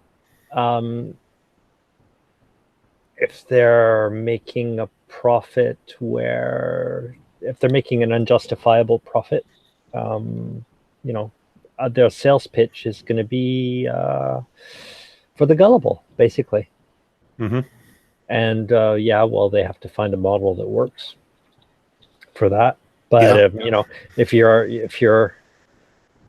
have an honest business and you have an honest sales pitch, that's a legitimate question, what you just said. But if you're gouging people, well, it's completely something else. Yeah, like, and that's just gaming the system, basically. Yeah, like in terms of like you're saying about getting money into the journalist's hands. Again, I go back to Tim Pool again because it's really the only one I've listened to in a while. He does have things like Patreon. You can he also has set up cryptocurrency accounts. So if you want to pay in Bitcoin or anything like that, he's not on Patreon anymore. He's on a couple of other things. But he is sort of directly funded. He's crowdfunded by people. And through that, he's purchased a van so that he can start he can actually do mobile journalisting. So if there's an event down by the river, if there's an event down by the river, he can get in his van, which he's actually working on getting, for lack of a better term, teched out. It's going to be a mobile news platform. Like he's really taking it seriously, and you know, good on him for it. That's awesome. Yeah, I'm going to put links to his YouTube channels in the show notes on this one, I think. Again, I'm not trying to show any kind of bias here or anything like that. It's just that I found him to be a pretty good source of, to me, he feels much more balanced in terms of politics and everything like that. I mean, but like anyone, take him with a grain of salt. But I'd say it's definitely worth taking a listen to. You know, but again, that's just me. Wow, did we kind of went down that one, didn't we? We started talking about prescription drugs. Now we're talking about mainstream media. Yeah, but we're talking about the same thing. Well, as far as I'm concerned. Yeah, but no, you're right. It's not just exclusive to that. We've got a fucking big problem with our economy, and honestly, it's around our concept of work, our concept of profit. I mean, this is a conversation we have to have. And the trouble is, like Tech said, we're so busy infighting. Well, that's what they want. Yeah, that's and exactly no one's willing to have. No one wants to have the conversation because they're so outraged right now. Well, it's not that, and also thinking is hard. Mm-hmm. I'm sorry to say. No, but, you're absolutely right. Because media tends to set the tone of the conversation, and if you're going down a rabbit hole that few have followed, people are going to hesitate to follow the conversation too. Yeah, why let someone else do the thinking for you so that you can just stay plugged in and listen to what we tell you. And that is the root of every fucking problem. It comes down to that, because I mean, we tend to defer to authority, to shift responsibility. We tend to want to have faith, quote unquote, in leader, provider, deciders. That who we count on to maintain our state of comfort. Well, but these guys are abusing. I mean, normally technology should have made everything super cheap for all of us, for everybody. And this is extending to developing countries and all that. There's no reason why they shouldn't have access to this too. But instead, the powers that would be, they're dealing in isolationism, and they're trying to maintain control over a market. Yeah. And through that, just to keep the money flowing into the same pockets, they're trying to stagnate the system. Well, and I mean, think about what you just said there about getting into other countries. And you look at some of these more authoritarian regimes out there. They want to restrict the internet. They want to censor it because they're afraid. They've got their own game going on. Yeah. But I would also say that they're afraid that if people in, excuse me, if people in their country were able to carry on conversations or see news from other countries, and see what kind of values they had, and see, gee, over here, we could really use something like that, but then that challenges the current regime's reign of power. Well, of course, they're going to want to stop that, because it could mean that they would end up out on the street, or they would end up losing that authority that they currently have. So yeah, they want to hang on to it as best they can. But why also? Because these guys actually, if you follow that rabbit hole, they're probably getting kickbacks from whoever's exploiting their resources. Halliburton, excuse me. Sorry, it's the only one that came to mind because you're probably right. Well, it's a question to be asked. I'm not, saying definitively with certitude, because I mean, there are countries where, as politicians, they have their own game going on, but nobody wants anything. They don't have any resources. Well, the only reason they're in control is because the magical Sky Daddy talks directly through them. Yeah, well, because I mean, even over like every church is it's a local economy, with whatever message they're giving, it seems it works on their immediate surroundings, on their following. Yeah, it's so if you can be that, basically. The biggest problem with our economy today is that, and the reason why nobody's challenging it, is because instinctively, I get the impression that everybody wants to be that guy who doesn't work, who just rakes everything in. Nobody really wants to work, and nobody wants to think. So at the base of it all, even before greed, it comes down to laziness. See, you're making a generic statement that is globalizing, saying nobody wants to work. I'm not saying nobody. I'm saying you actually did say that. You did say nobody wants to work. Okay, but you know full well that I don't mean everybody. I mean it's a trend. Then, right. So say that the trend shows that there's a significant amount of people who demonstrate the lack of a desire to work. Regardless of what they're actually thinking or feeling, their actions demonstrate this. So therefore, that way we don't actually end up, inadvertently attacking people who do actually want to work, who do want to, earn the things that they obtain. Do you really think that I meant, okay, maybe I should pay more attention It's to not that, a matter of what I think you meant. It's a matter of how it can be insinuated by other people listening. And that, again, is also part of the problem is okay, language. So we have people out there who will have a conversation, who, remember I was saying, is we'll sit down, we'll have a conversation, and they'll make a generalized statement. And now they've just pissed off the person they're talking to who has an opposing viewpoint because they fall under that blanket statement. Even though it wasn't intentional, it happened. Okay. I think, and this is also something that people have to be able to determine, because in our conversation between us, you're right. It is something that between us, it's evident that I did not mean absolutely everybody. I knew where you meant, but I'm using it as an example of part of the problem in America in terms of communication or lack thereof, and the conversations being shut down. There are a whole lot of generalizations going out. For example, thank you, Brigid. That was adorable.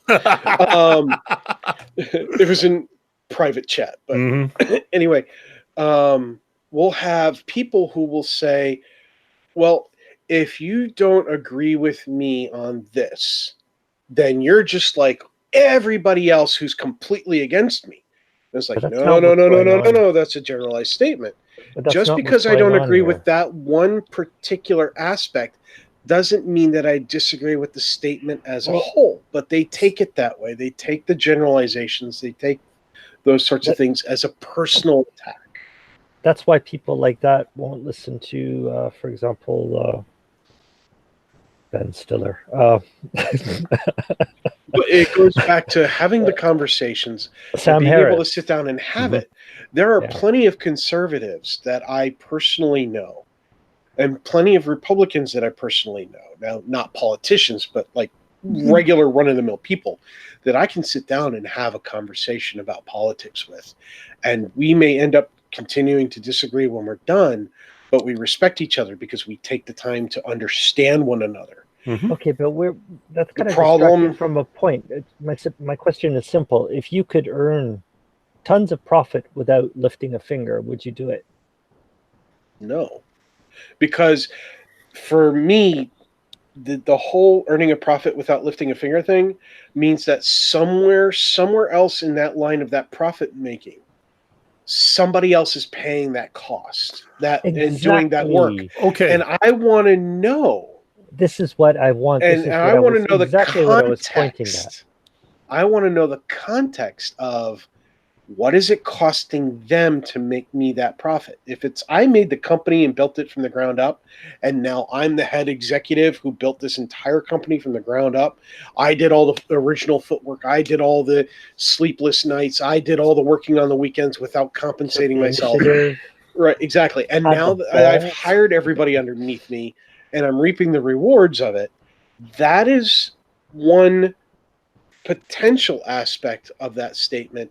But it's not necessarily the case. There's a lot of executives who just get hired for a position, work there for 3, 4, or 5 years if they're lucky, if they don't get fired after 2, and then walk away with millions, hundreds, tens of millions, hundreds of millions, and then whether or not they improve the company. Okay. So let's roll this one a little. Yeah, let's roll this one a little bit more. So, okay. So Joseph, you had said if you were able to profit without doing anything, would you work? And Tech, you said you'd still want to know. Well, yeah, context, but you want to know where it came from. It's like how is it that you're able to benefit? Now, let's roll this one a little bit further. Let's go Star Trek. So you've got replicators that take care of your food, probably take care of your clothes, all that kind of stuff. There is theoretically no need to work because a salary is no longer a motivator. Because again, you just walk up to You walk up to your replicator, you say, hey, I want this, and you get it.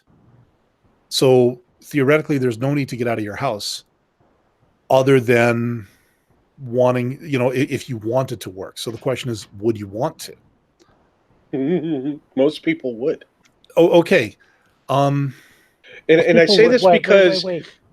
I'm the generic statement of most people would.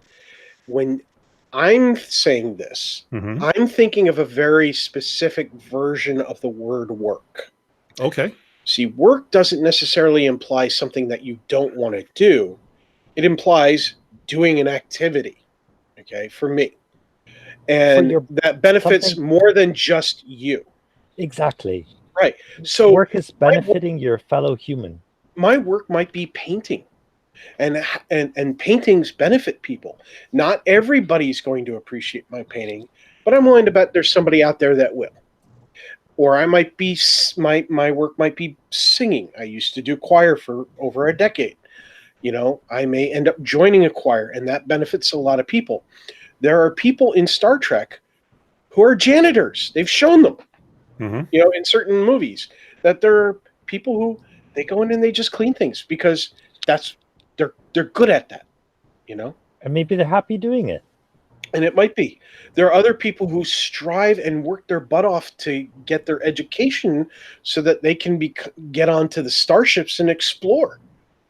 Some people wanted to become chefs because even though you have a replicator, somebody has to make the recipe that the replicator makes.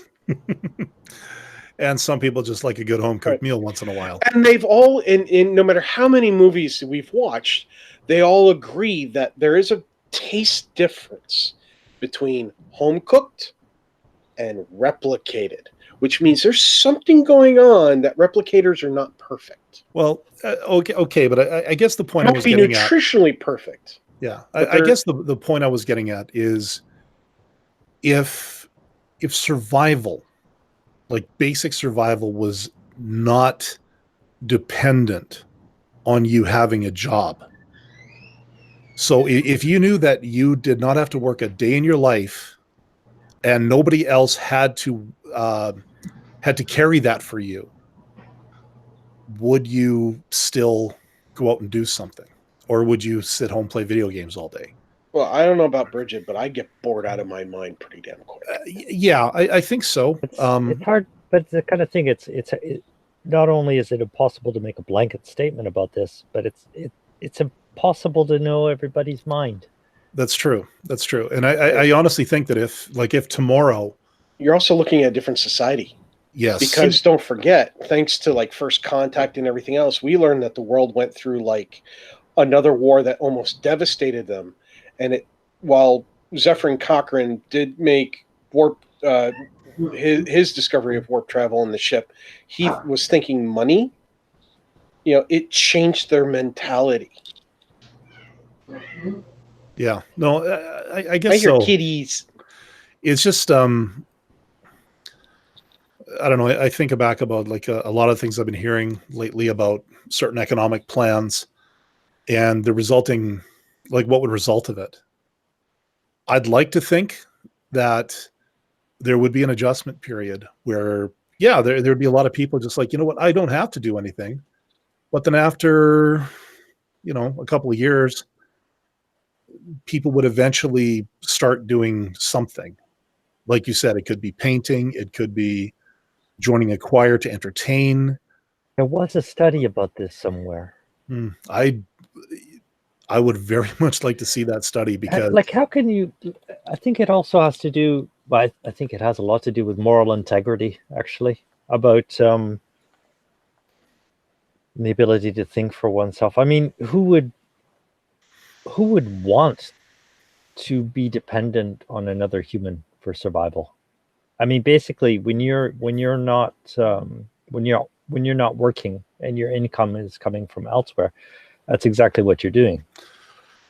Well, yeah, and I mean, I've been on employment insurance a couple of times. We up here we call it POGI. And you feel guilty about it. I did. I very much did. I felt unworthy I'll tell you No. about my feelings after we make sure, get everybody across the panel first. Yeah, but like I said, I was on it for probably, let's see, I left one job, I went contracting. This was in 99, because Y2K was coming, and all us contractors, we were going to make a killing making sure that we were keeping the world safe from that dreaded Y2K. That didn't quite work the way we'd all hoped. Thanks, Microsoft. Yeah, I spent a year and a half basically hand to mouthing it from one contract to another. Did not end up staying in one place for very long. Was on the dole for a bit. Did not like it, especially considering my wife was still working full time. And I think that was the hardest part, is that she would come home at the end of the day. I would have a meal ready for her, which thankfully, apparently my cooking is okay. Kept her alive all this time, and it's kept me alive all this time. But I felt like I wasn't really contributing as much as I should. And even though the checks that came in were good and they helped us take care of the bills and everything, I did not want to be in that position. I mean, I ended up taking a job as a furniture installer. I was working $8 an hour, putting together furniture that, ironically, the company I worked for before constructed. So at least I knew the parts inside out. I did that for a few months, and then the company that I left actually asked me to come back as their IT manager because the person who replaced me had left. And I was one of only 2 people in the world that knew how their software worked because I built it. So, and I was glad to come back, but why did I go back? I went back because I needed the money. If you follow that down, that rabbit hole down, it's basically comes down to empathy. I mean, just being aware of yourself and being aware of your place in humanity. Well, but you see, I don't know if it was like, it was a self-esteem thing, definitely, for me personally. But how much of that, I wonder, had to do with my upbringing? My dad worked. He was a 9-to-5er until he retired. My mom got a job to make her feel good, especially after I was able to take care of myself, because that way, I could come home and I could start dinner rather than waiting for her. So maybe I had a work ethic drilled into my head, saying that the only way you're going to be a worthy member of society is if you have gainful employment. That's not quite it, though. Because what if you could do a pointless job? I mean, like a lot of people in today's economy, they're basically cogs to a profit-making machine. They're not even aware, really, of like people in the coal mining industry, for example. Mm-hmm.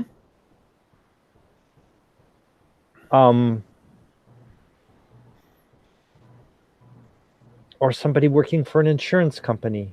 Somebody, I don't know, just take one of these jobs, like, these profit-making machines, somebody who's, these pharmaceutical companies who are doing actual damage. Imagine somebody employed in one of those. Try to apply that mentality to them. And they're just trying to earn a buck, basically. Yeah. But to earn that buck, they have to divorce themselves from that self-analysis that you're doing. Yeah. I suppose I guess in some places you do have to kind of throw your ethics out the window if you're going to make a buck at it. Yeah. Every difficult time in life, I'm sure you've done something that you didn't want to do and you've regretted it. Yes, nothing I will get into any major detail on this show, but okay. You're right. I'm sure we can still find old videos, but well, you see now, thankfully, a lot of that bullshit happened before YouTube was even a glimmer in somebody's eye. So no, there are no videos. No. There's no VHS. There's no 8mm. In some dad's basement somewhere. But if we go back to how people feel about taking their unemployment, I think that your part of your feelings were based on being how you were raised, because one of the things that was explained to me by my parents when I was growing up was that unemployment was there for you to use, because that when you are working, part of your money is going into the unemployment system. Yep. As a kind of a parachute, if you will. Yep. Not anything like what the other execs get, but as a parachute, so that when you're in between jobs and you're having a hard time, you have something there to compensate, but it's not to be abused. So my mentality was, when I needed it for a limited period of time, was, am I abusing this? No, I'm not, because I'm legitimately going out and putting in resumes. I'm submitting online and doing the website thing. I'm reaching out periodically to contacts that I have to see if there's any openings for things that I qualify for, and so on and so forth. Meanwhile, I'm checking all the checkmark boxes for the unemployment stuff, and I ended up doing that for a brief period of time. I never once felt guilty about the whole thing. The only thing I truly felt was, I'm confused. I keep hearing freaking politicians saying how easy it is to abuse the system, but there's a whole lot of paperwork I got to do here. This is work just doing this shit. Well, okay. No, you're right. But I have another question. No, I want to counter that with another question. So, and again, I had to do the same thing, the check boxes.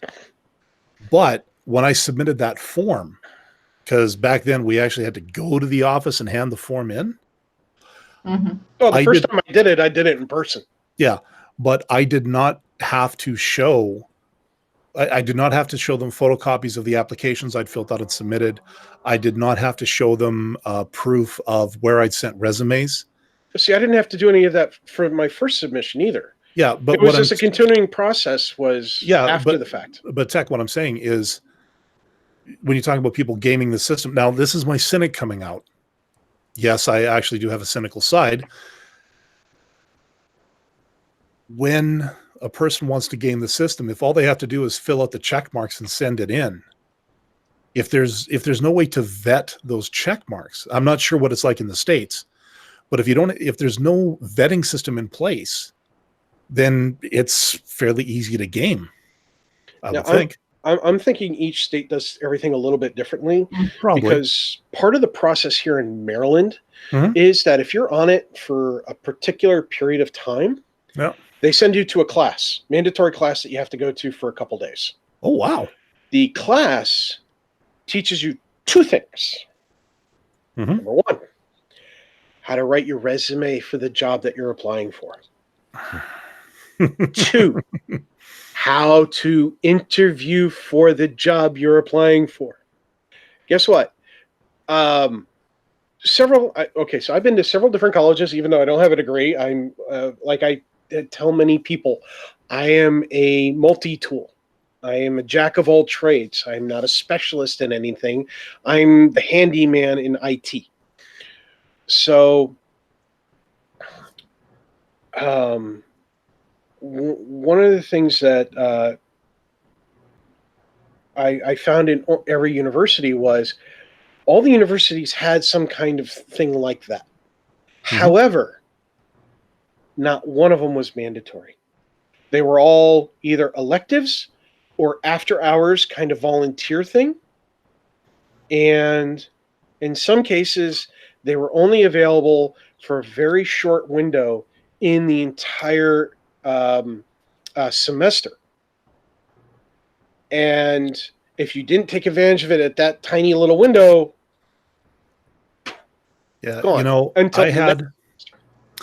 when I was in college, we had a course called Career Development, or CARD as we called it. And one of the things that you had to do, of course, was write your resume. this will tweak every philosopher that's listening to this today and in the year 3025. So we were given sort of basic guidelines on how to write a resume. Now, I would say out of my entire class, I was one of maybe 5% of people that actually had held some decent jobs prior to going to school. Because I mean, I'd worked heavy industry, copper smelter. I'd worked other jobs, sales. Oh, wow. Yeah. Okay. Growing up, again, I grew up in a mining town. So there was one company that was sort of the core of the town. It was the northernmost smelting facility in the world, I think, or at least in North America. To the point where we are by rail, we're 12 hours from the town of Churchill, which is right on the shore of Hudson Bay, which used to be a big trade hub, and could still be again. I've been hearing some rumbles lately. But anyways, we would get the ore from surrounding area mines into that place. It was milled down into basically powder, dried, roasted, and then melted in our smelter. The copper was separated. The zinc was collected. Of course, at that temperature, zinc is a gas. Let that sink in. Yeah, I've been looking into blacksmithing. There's some like warning. If you're bringing this down to a metal to do a mold pour and all that other stuff, don't use that same temperature for these other things because of health hazard. That could result in death. Yes, I have a few burns on my head, on my body, that I can attest to. But anyways, but getting back to it. The writing of the resume. So, but the thing is, it was so nuanced and so varied. How do you assign a passing grade to an assignment that theoretically has no right and no wrong answer?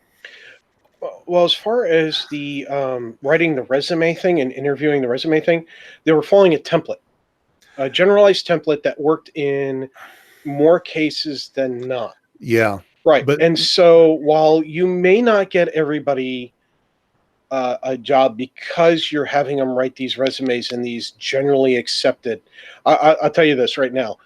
What it used to be like writing a resume versus what's going on in today's society are two different things. Now you write your resume, they go, oh, this is great. Go ahead to our website and upload it there.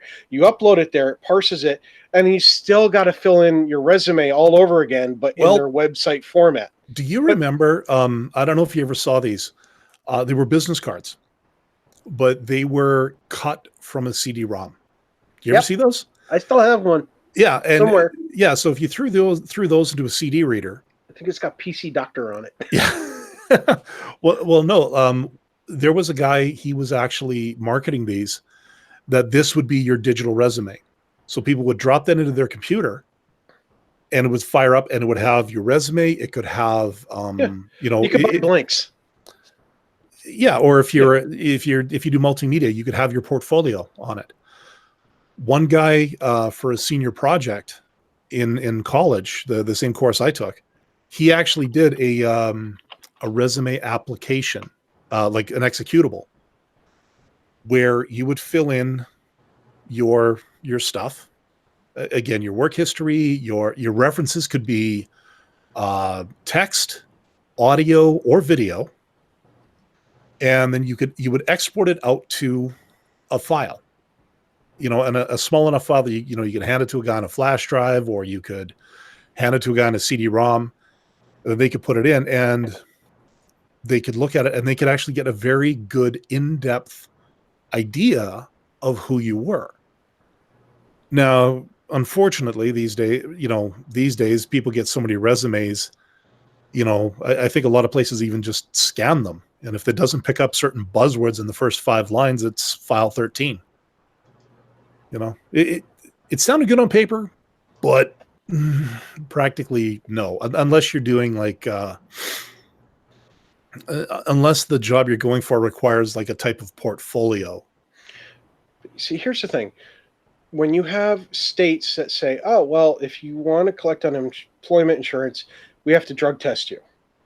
And then That's you have wrong. another, and then you have another state that's going, hey, if you want to collect unemployment insurance, here it is, but you need to attend these classes on how to potentially improve your resume and to practice interviewing with professional people who have experience not only teaching how to interview, but having given interviews before and teach you, body mannerisms and things like that.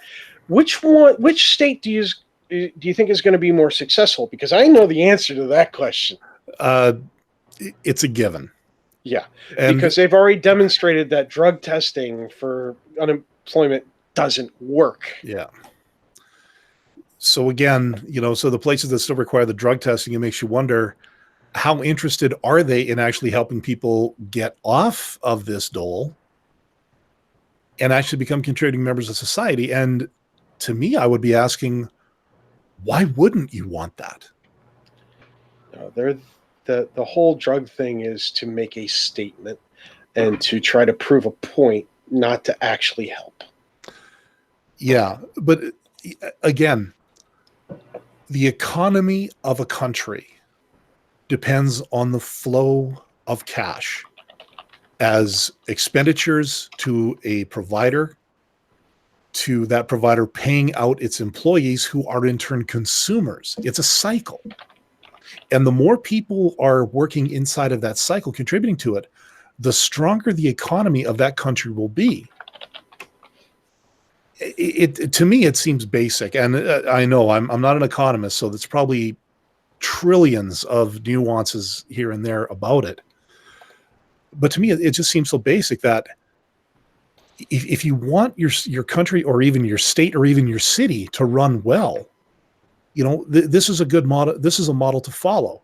You make sure that the people are working and able to purchase things so that the companies that provide those things can continue to provide those things and pay their employees so that they can go out and purchase that and just keep the cycle going so that the economy remains strong.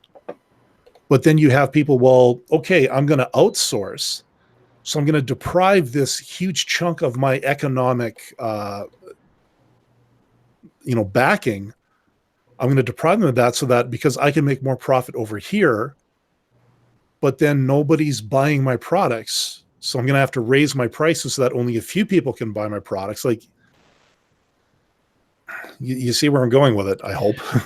Hey, when they did an interview with heads of major corporations saying, hey, when your companies get these major tax breaks and all these money coming in from the government, you're going to send it and filter it down to your low-level employees to boost their overall pay, right? And none of them said yes. One of them said no, blatantly said no. But that's what the money was supposed to be for. And even after being interviewed and saying that they weren't going to do it, they got the money anyway. Yep. There was one. There was one company that actually did do it, and it was one out of like a million, and I'll never forget it. I was listening. Don't judge me on this one, but I was listening to Ben Shapiro. And I know, but that one company did that one thing. Cringe. It was, like I said, it was 1 out of 1,000, and he did his biggest aha moment. See, I told you that's how it worked. Yeah, there's 999 other companies that have not done it, and yet you hoist this one as the model for all of them. Try again. I'm not even sure. I listened to him for a while, but I got sick of it because every time he did the mailbag, it started to become things about faith. And I couldn't. Honestly, the cringe factor, actually with him, there was another guy on that same media company. Shit, what's his name? Andrew Clavin. His mailbag, sometimes they get into articles of faith, and it just, I'm sorry, but you could be a seasoned wordsmith when it comes to the news. You could be very objective in how you pull apart one side or the other. Not in these two guys' cases, but you know what I mean. but the second you start getting called out on this kind of stuff, and you start that same doughy-eyed, how is it? You know, when you get to talking to some of these like hardcore theists, and it sounds like it's almost like secretly they've injected themselves with something under the table, because they kind of get this sort of mellow, almost Lebowski type attitude going when they start talking about faith. You know what I'm talking about? Yeah. Yeah, that's what these two guys get into. It is like, no, sorry, I can't click. And I gave up, because it's just a basic, it's a negation. It's basically I don't want to go there. I like it the way it is, and I don't want to go there. I don't want to know. Yeah. I just like it's basically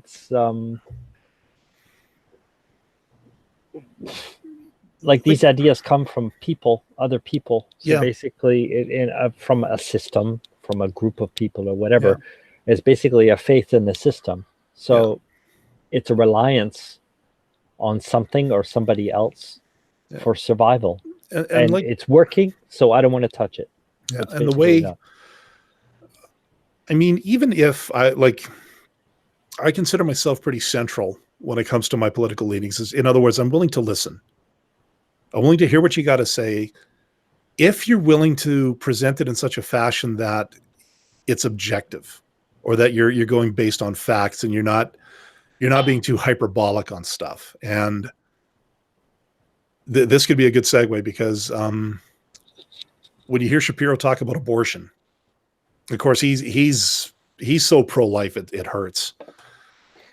But the way he describes, the abortive process, he's got no medical training whatsoever, at least as far as I know. I think his wife is a nurse or a doctor or something. He does not fully understand the abortive process, nor what a fetus actually looks like, or any of those things. And I don't think he wants to, because the way he describes it in his shows, it's almost like he's trying for a cheap laugh. You're like, oh yeah, they suck it out, throw it in a blender, then they make other people drink it. Blah blah blah blah blah. No, he's trying to make it sound barbaric, and he's going for an emotional response. I've noticed that when he talks, and he talks about a fact that backs him up, he will make it a factual statement, and make anybody else who sounds like him disagreeing with him as somebody who is being an emotional response to a fact. But when he has something that is not 100% factually accurate, he will go for the emotional response. Yeah, exactly. Why does he do that? Because it works. I mean, that's his he's good at it. Yeah, that's his shtick. Audience. Yeah. His audience's, his paycheck is his audience's ignorance. And he's very good at doing that too. Yeah. There's a phrase that my mom used to say, silver-tongued devil is usually somebody who compliments you and everything else. Well, if you agree with this guy, he will talk circles around you and making, the world's best echo chamber for you. But that silver tongue is also completely forked, because if you disagree with him and you're not quick as he is when it comes to talking, like this guy talks at New York speeds. Yes, he does. He talks at full New York-ese speeds. If you cannot keep up with that speed and interject every single time he puts something forward and just keep it going nonstop the way he does, he will end up just verbally trashing you. Yeah. He'll do his best to own the conversation. Yeah. And but anyways, like, when you get into stuff like that, when you purposely go for the emotional response, you do, to me, it's dishonest. To me, you lose me, because yes, I'm an emotional person. Ask anybody. I've got a hair trigger temper, which is amazing that I've never actually, have I blown up on this show? No, I've gotten mad, but I've never exploded. What trigger? The question: what triggers you? For me, it's irrational. There's only one thing that can make me mad. It's either irrationality or dishonesty, blatant dishonesty. Yeah, same here. Like, that megaphone toting motherfucker at that convention you went to, Bridge.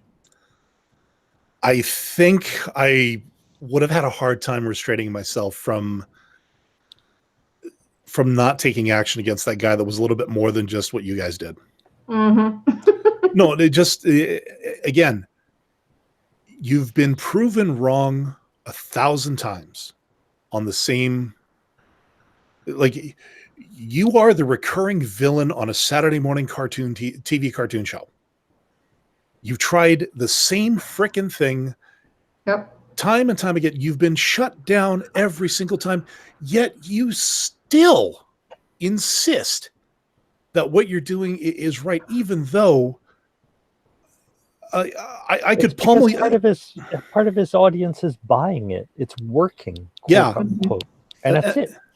And you know, and this is why, you know, wow, boy, are we tangenting here? I don't think so. No. Okay, well, here we go.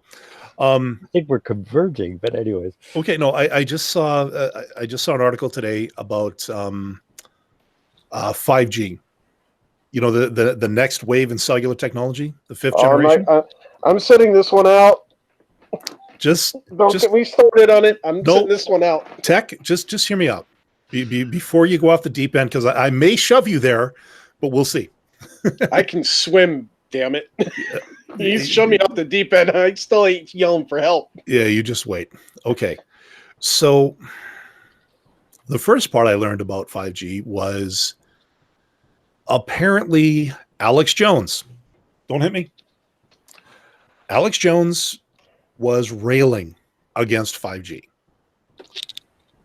But he was railing about the fact that it's aliens, it's mind control, it's, you know, windmills give you cancer level bullshit.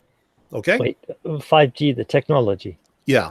Like what it stands for, like, or what it's supposed to do. It's the 5th generation of our it's supposed to be the next iteration of our cellular networks. Yeah. I was confounding that with the head of state meeting, but anyway. Okay, you're thinking G5. and because I didn't want to get into it, but I'm going to do this, you guys. It's actually 5GNR. So that's 5 Golf space November Romeo. Okay. Fine. 5G new radio. Okay. But all that because I'm dyslexic. Well, no, the reason why I'm saying this is because the industry standard says 5GNR, but we have advertisements that say 5G. So go ahead. Now that I've clarified that. It's marketing. Yes, which it's a clear. The reason why I'm specifying this is because marketing takes advantage of things like this. For example, unlimited internet access, unlimited data. Yeah, you might be paying $80 for that unlimited data, but after 5 gigabytes, they cap your speed. So now you're getting slower than 3G.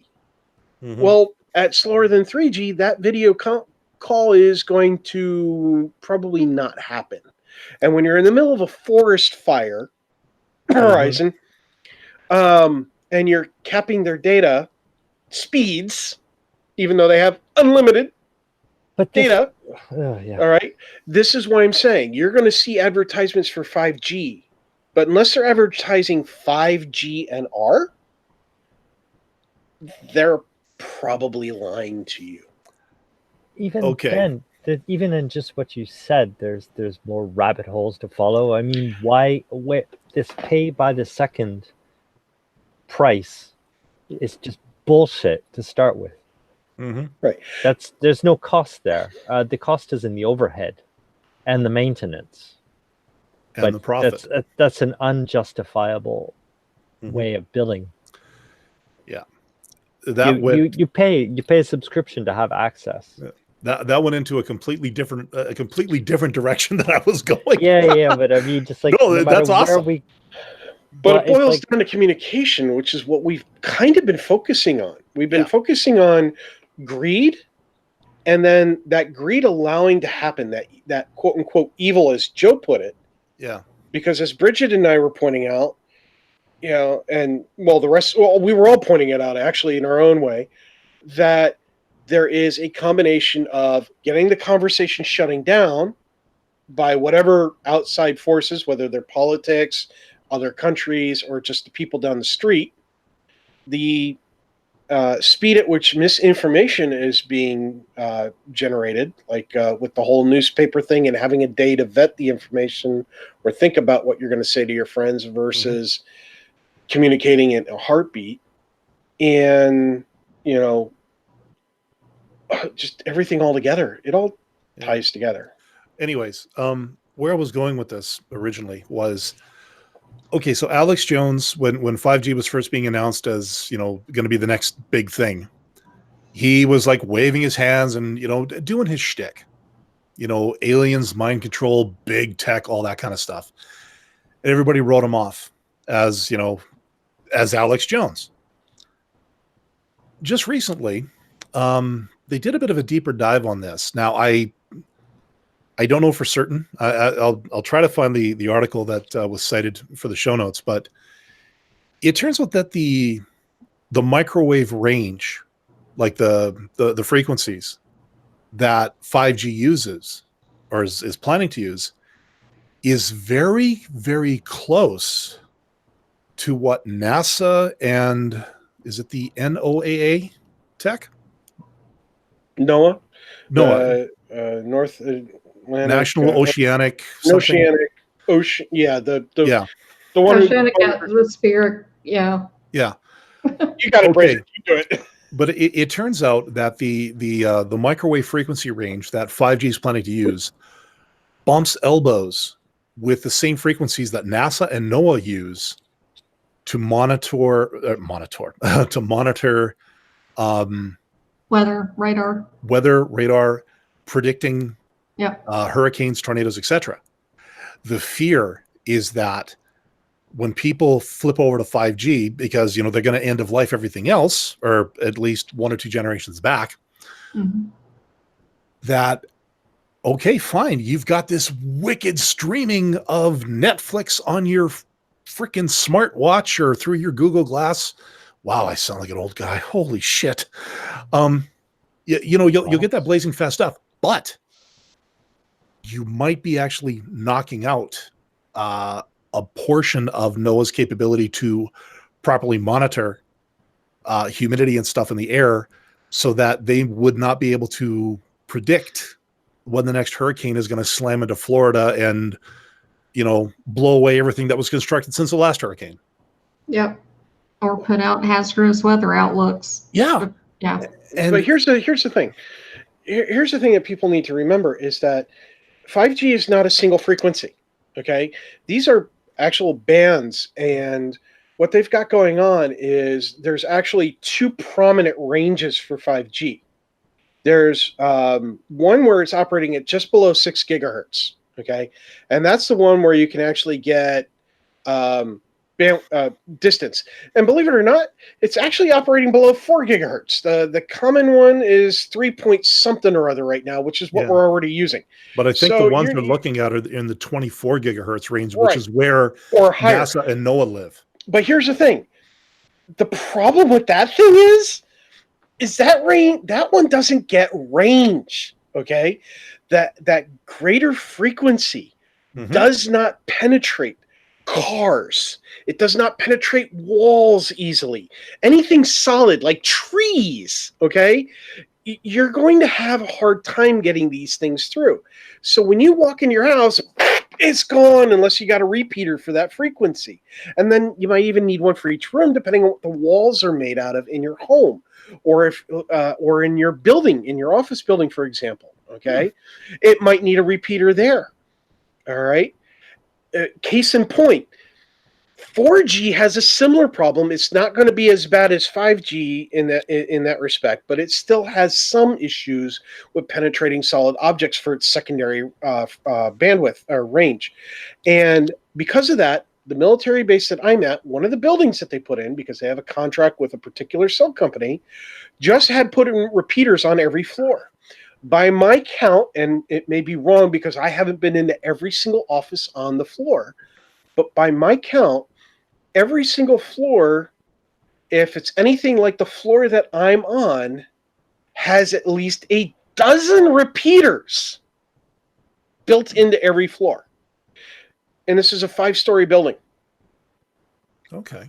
All right? Yeah. Because of the material that the building is made out of. So just having a single wall, they got another repeater on the other side of it. So, all right? Okay. So the base question, even before that, is and that's just 4G. Has electromagnetic radiation or electromagnetic waves, which basically these are just frequencies. That's it. And frequencies, they operate in wavelengths and concentration, which is super important because like we're being bombarded by microwave wavelengths like all the time, but they're just so dispersed that it can't affect us. Yeah, and you have the human defense system for the little bit of damage that we do, our body repairs it. Yeah, but I'm thinking because more. It's so tiny, the damage, but exactly has been demonstrated that this the 5G and 4G is actually damaging to humans. I mean, it's never been demonstrated. And the other part is like I said, with the 5G, with the second part of the frequency range, the one that's the high range, the 20 some odd, whatever number that you mentioned, gigahertz. Yeah, that has a hard time getting through. Okay. Objects. Okay. So that fear is fear mongering. Well, okay. So now I wasn't talking about the whole, if you stick your cell phone up to your ear, you're going to get brain cancer, kind of like you do with a windmill. No, but there's going to be plenty of that. No, I know, but that's not really what I was thinking about because, I mean, and I know and they know, well, most of us know that that's kind of been debunked, more or less. It doesn't matter if it's debunked or not. It's like anti-vaxxers. I know. It's a human thing. But what I was wondering though, okay, so if it sounds almost like the 24 gigahertz range for 5G is just from a consumer perspective is kind of impractical. So my question is, and this is just because I honestly know nothing about how these networks are put together. Would that high-end frequency range be used as, say, some kind of a backbone from which then from the cell tower down to a local repeater would go down to a lower, more penetrative frequency? Wow, that sounded pornographic. No, so that you could use a 5G cell phone in your home without it going on it, without needing a Elon Musk to come in and completely redo your house. I honestly, I'm just curious because if this news article that I read about the whole interference with NASA NOAA, if that range is so impractical to use 5G, did I just read something that wasn't really true or was more fear-mongering? The impracticality is probably buffered by the amount of cell towers we already have across this country. We have cell towers that, oh my God, the saturation of like cities and everything else, we've gotten very good at disguising cell towers, but we're also blatantly obvious in others. Like if I drive to work, there are some cell towers that are disguised, but I know where they are. And other ones, they're blatantly obvious on the way to work. And the only reason it takes me half an hour longer to get to work is because the amount of people going to work. If there were no cars, it would take me 5 minutes to get to work at 45 miles an hour. Okay. Very short distance. There are more than 8 towers on the way to work over that short distance. Wow. And I live in a low population area. Imagine what a city's like. Oh, I can tell you what a city's like. If my area wasn't filled with trees, and it is, if it wasn't filled with trees, pop up some 5G antennas, and you're going to have that bandwidth open right up. Yeah, but again, my question though is, like you said, at that range, at that frequency, you don't get penetration into a home. or between a wall. Right. So my question is, like, Like if you go to Home Depot, my cell connection's gone. What good is that 5G connection doing for me anymore? Well, same with me going into IKEA on 4G right now. Yeah. Same thing. Yeah, that would all, at that point, it would be frequency range number one, the one that's going just under 6 gigs. Is that one penetrating the building? Well, since it's running at a lower 3 something or other, just under 4, more than likely that one's getting a little bit better penetration. So my signal is going to, my speed's going to drop, but my phone's going to still say 5G, so I'm getting 5G. Sometimes technology gets pushed just because it can be marketed well and make money. Yeah. Well, anyways, if there is anything to be said about this, well, I almost hate to say it, but, Jones might have had something if he'd put away the aliens and actually talked about the interference that it could have with, potentially life-saving technology. And hey, I'm no fan of Alex Jones, make no mistake. A lot of people say that, well, they shouldn't have banned him because free speech, all that. Sandy Hook. And it's not so much him that I'm pissed off about.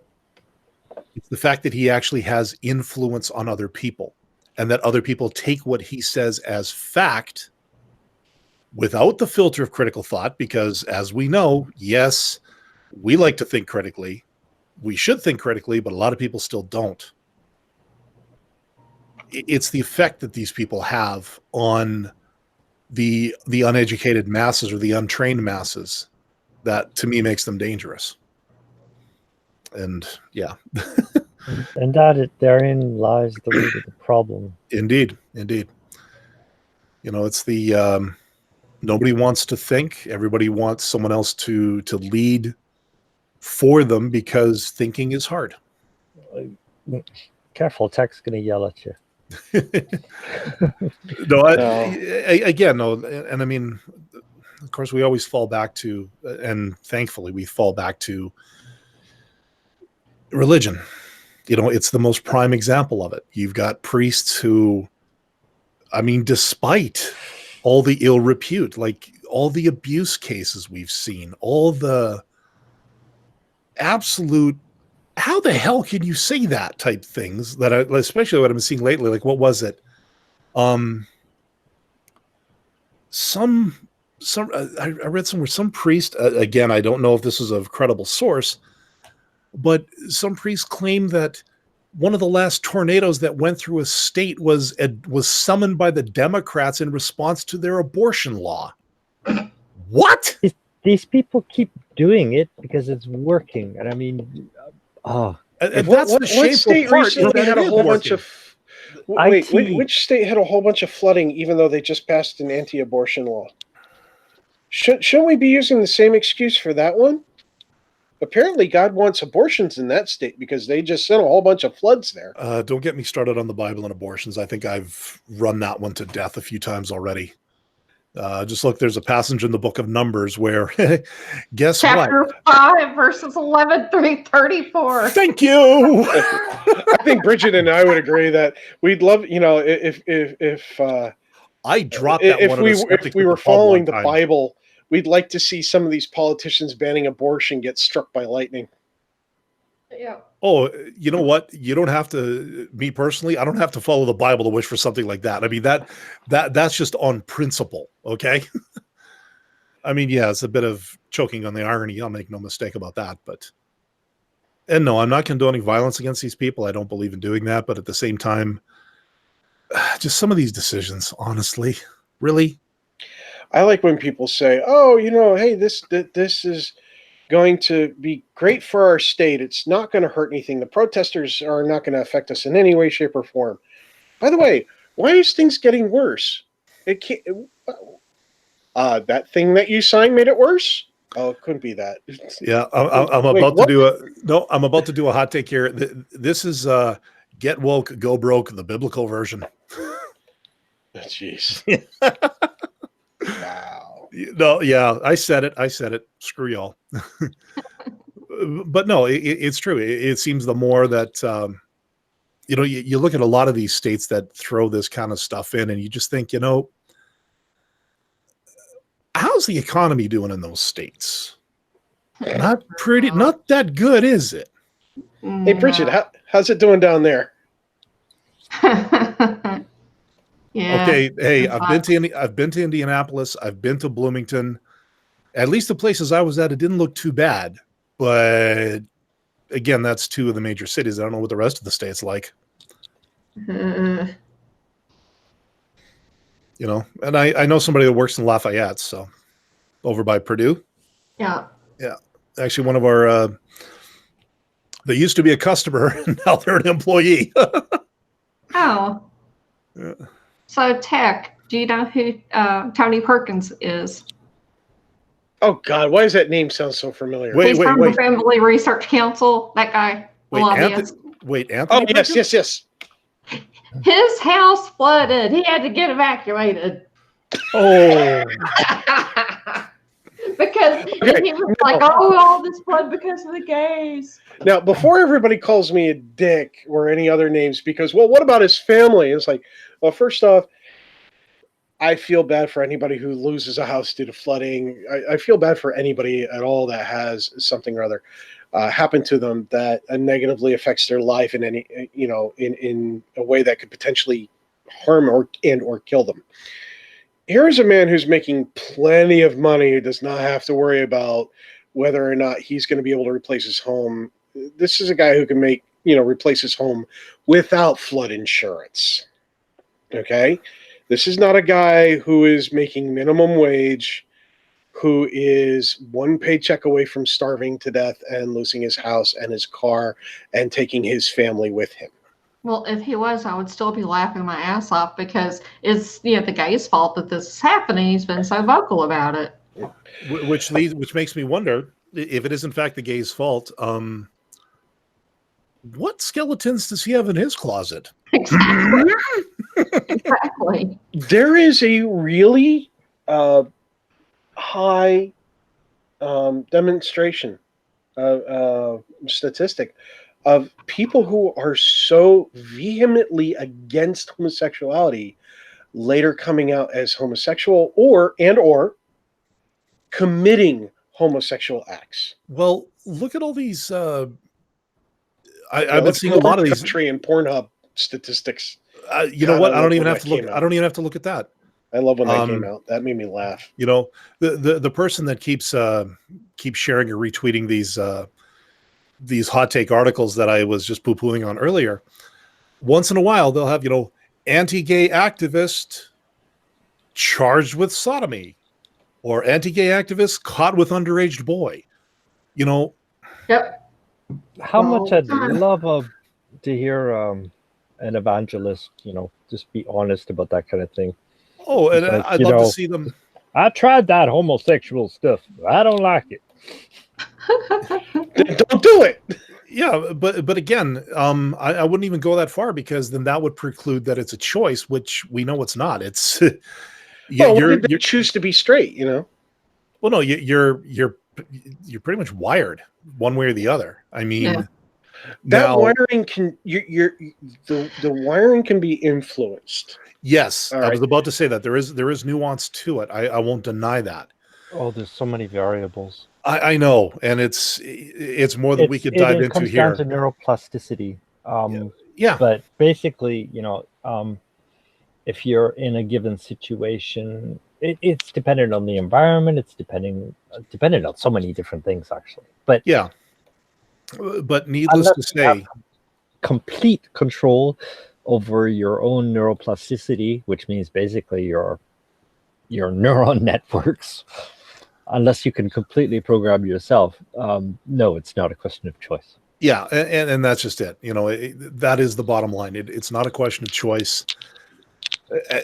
You don't wake up one morning and say, "Hey, you know what? I want to become part of this this particular social group that currently is undergoing a shit ton of hate and prejudice being thrown on it." Why? Because I just feel like it. Nah, it doesn't work like that. And it really. And even before going there, that doesn't even really matter because, whatever is being chosen or not, does it harm anyone else? It's none of anybody's fucking business. And Well, that's it. you're right. It's not, but a lot of people are making it their business, which is why, again, That's what's damaging. No, I'm agreeing. I'm in full agreement with that. But I just put the focus on these people because, okay, you're the one raising a stink, changing laws, ostracizing people, getting parents to kick their kids out of the family home. But you're the guys who are doing the damage. Yeah, is it affecting the lawmaker? If it's not affecting the lawmaker, then they've got no business making that kind of a law. And if you're saying, like, well, Bible this and Leviticus that, like, okay, buddy, if I rip your shirt off, I better not see a tattoo. Your shirt better not be made of a mixed material. What's the other one? Oh yeah, and I better not see your ass at Red Lobster. These are people just they make their buck off of telling other people what to do, and that's it. Yeah, and it becomes just another one of those one of those pieces of control, another cog in the wheel of their ultimate power trip. And ask yourself, always, people like this, just have a look at what are they doing? Is what they're doing, quote unquote, work or not? And it always comes back to the same people.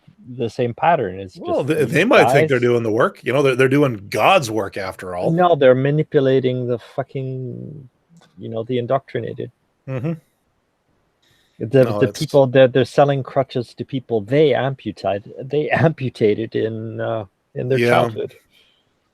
Yeah, I mean, they sell you the treatment for the disease they create. No matter what we were talking about today, it's always the same thing. It's always just these people up at the top, just keeping the table tilted so that they can continue earning without working. Yeah, and I really wish we should start wrapping up here because we've been at this now for like 2.5 hours. We've done good. Yeah. Did you hear about the Ark encounter? What's that, Bridge? Did you hear about the Ark encounter? I wish I saw the headline. Yeah. And I was ready to dance. I saw this at work. I was ready to stand up and dance a jig on my desk when I saw that. But then I read the article and kind of went, Yeah, they're suing, but they've got water damage. And it's like, yeah, but it's not to the Ark. It's to a road leading to the Ark. Oh. That was the problem. Like, apparently a landslide washed out one of the access roads, and they didn't have, I guess, insurance for that or something for the road. The Ark itself, sadly, is still fine. Damn. Look, if there had been any damage to the Ark over rain, I'm pretty sure the Utah Outcasts would have been all over that shit. Well, don't forget, there was another man who built like his own version of the Ark. It was another country. Oh, it was over in the Netherlands, I think. Yeah, and because of the way the Ark is, the type of boat that it is, it didn't fare well, and it caused a whole lot of problems, which caused a whole lot of damage, and ultimately had to get towed, which caused even more financial problems and more issues. And it's just like, yeah, the reason why there's so many problems is because we know not to build them that way anymore. Or we knew not to build them that way in the first place after the first one sunk us several thousand years ago. Assuming that one existed. I read that article, and they had like 5 insurance policies, and none of them paid. Yeah. Good. And that's because 5 insurance policies. Like, yeah. Well, I thought it was, God taking care of. Well, anyways, apparently, one of the rumors is that the insurance company for the Ark encounter, they're trying to say that the landslide was a quote unquote act of God. Yeah. That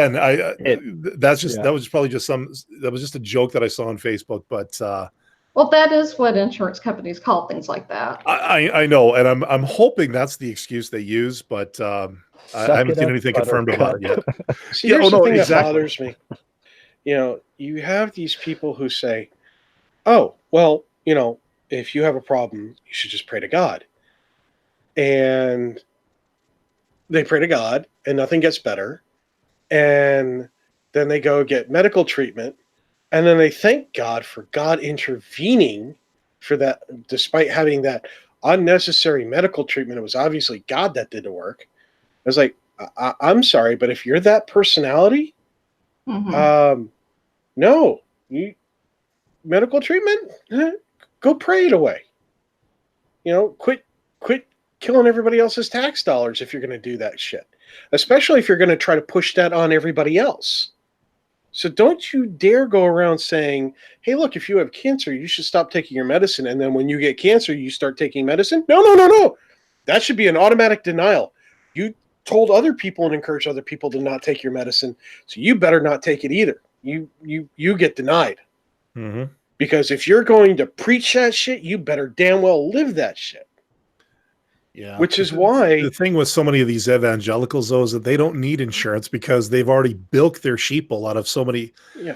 Look, if Joel Osteen ever developed, I don't know, teeth cancer,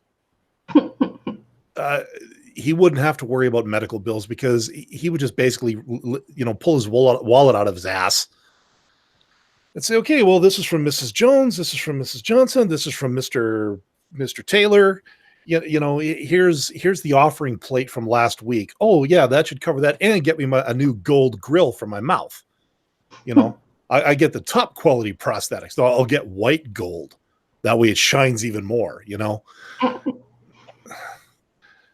All of these people who are making these, like even for the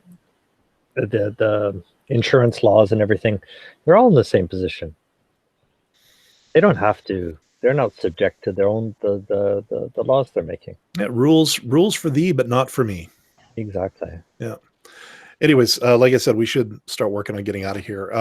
Any final thoughts, Brigid, on anything we've talked about tonight? No. Okay.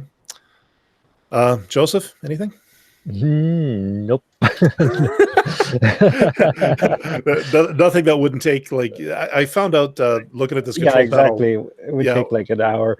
We can stream up to 8 hours. I don't even want to think about trying to break that audio down though. Tech, anything?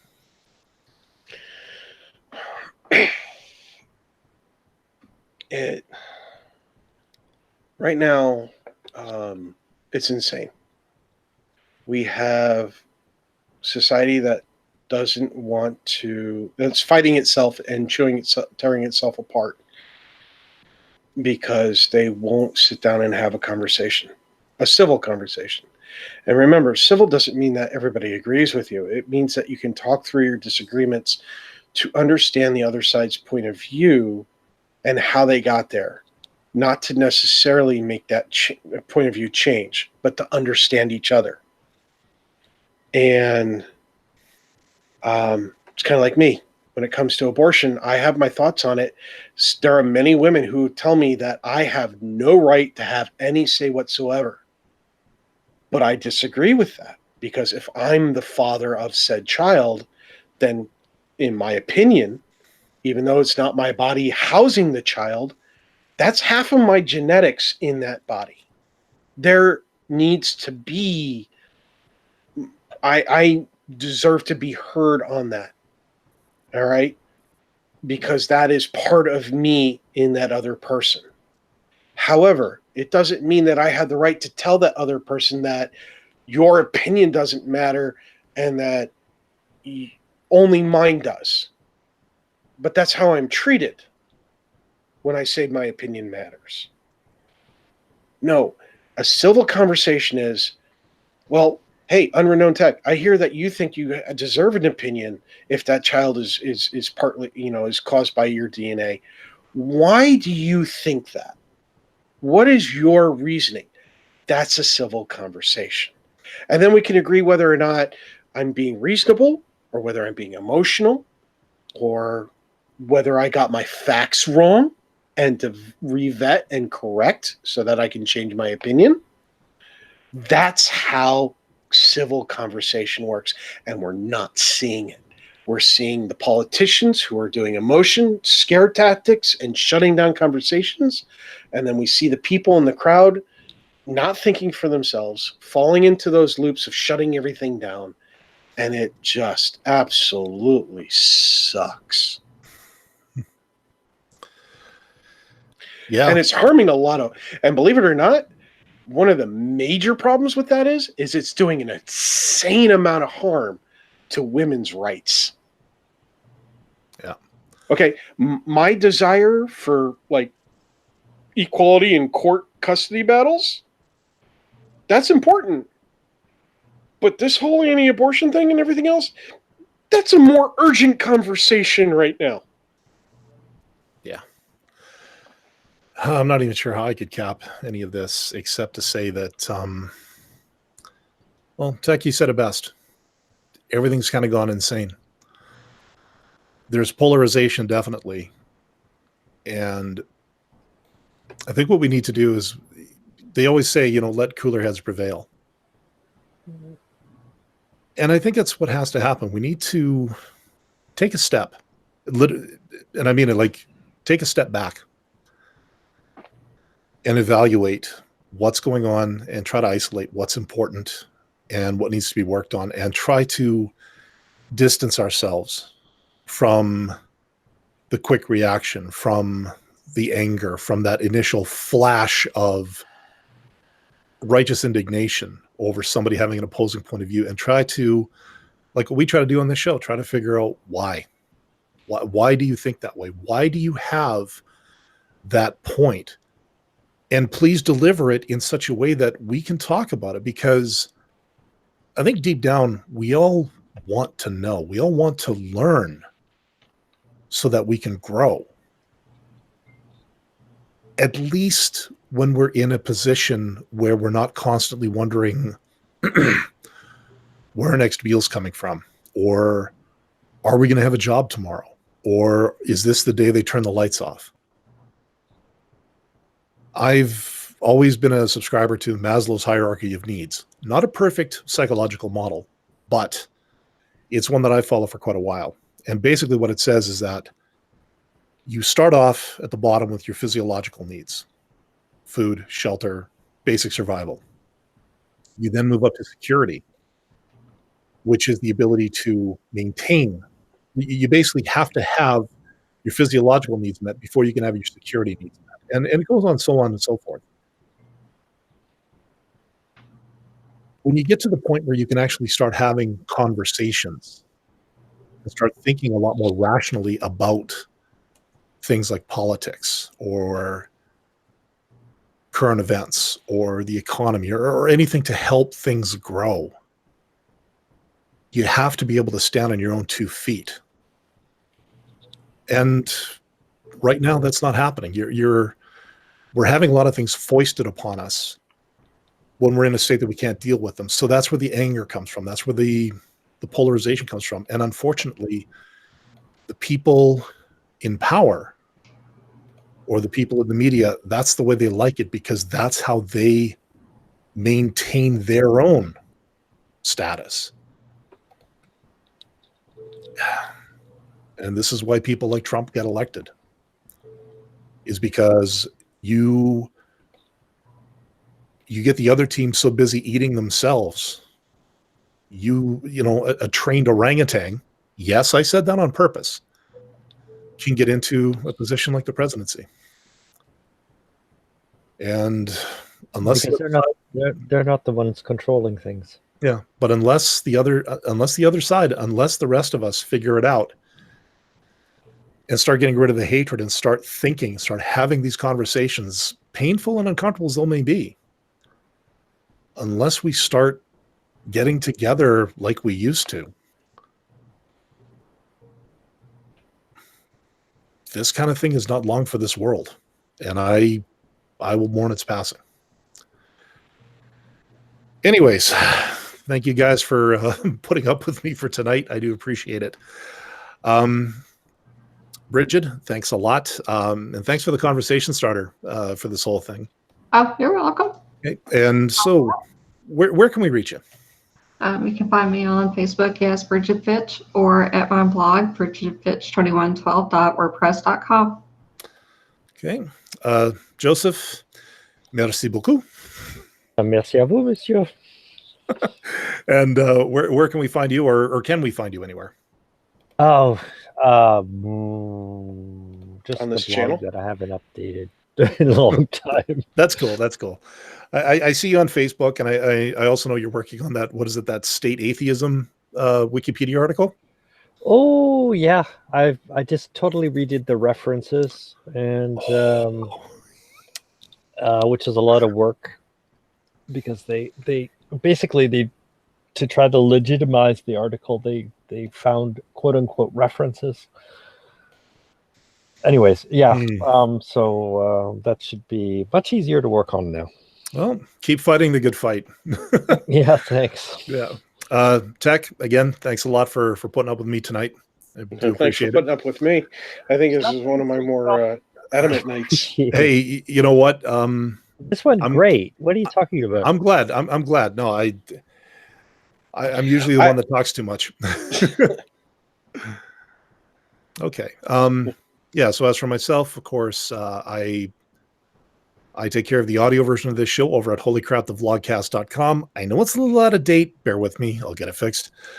And also, I do have another blog at inthewind.yo5.ca. That's where I tend to get a little more. I throw the odd post on stuff that I probably wouldn't talk about here. As for us, you can follow us on Facebook at Holy Crap the Vlogcast. Of course, we have the YouTube channel. I don't have the phone number for the voicemail, unfortunately. Anyways, Shujin, if you're listening to this, hopefully I did it justice. It sounds like we had a good time here tonight, so I think I'm just going to leave it at that. We didn't get any other responses in the chat, but I hope a few people were listening or watching tonight. But until next time, you guys all take care, be safe, be good, and good night.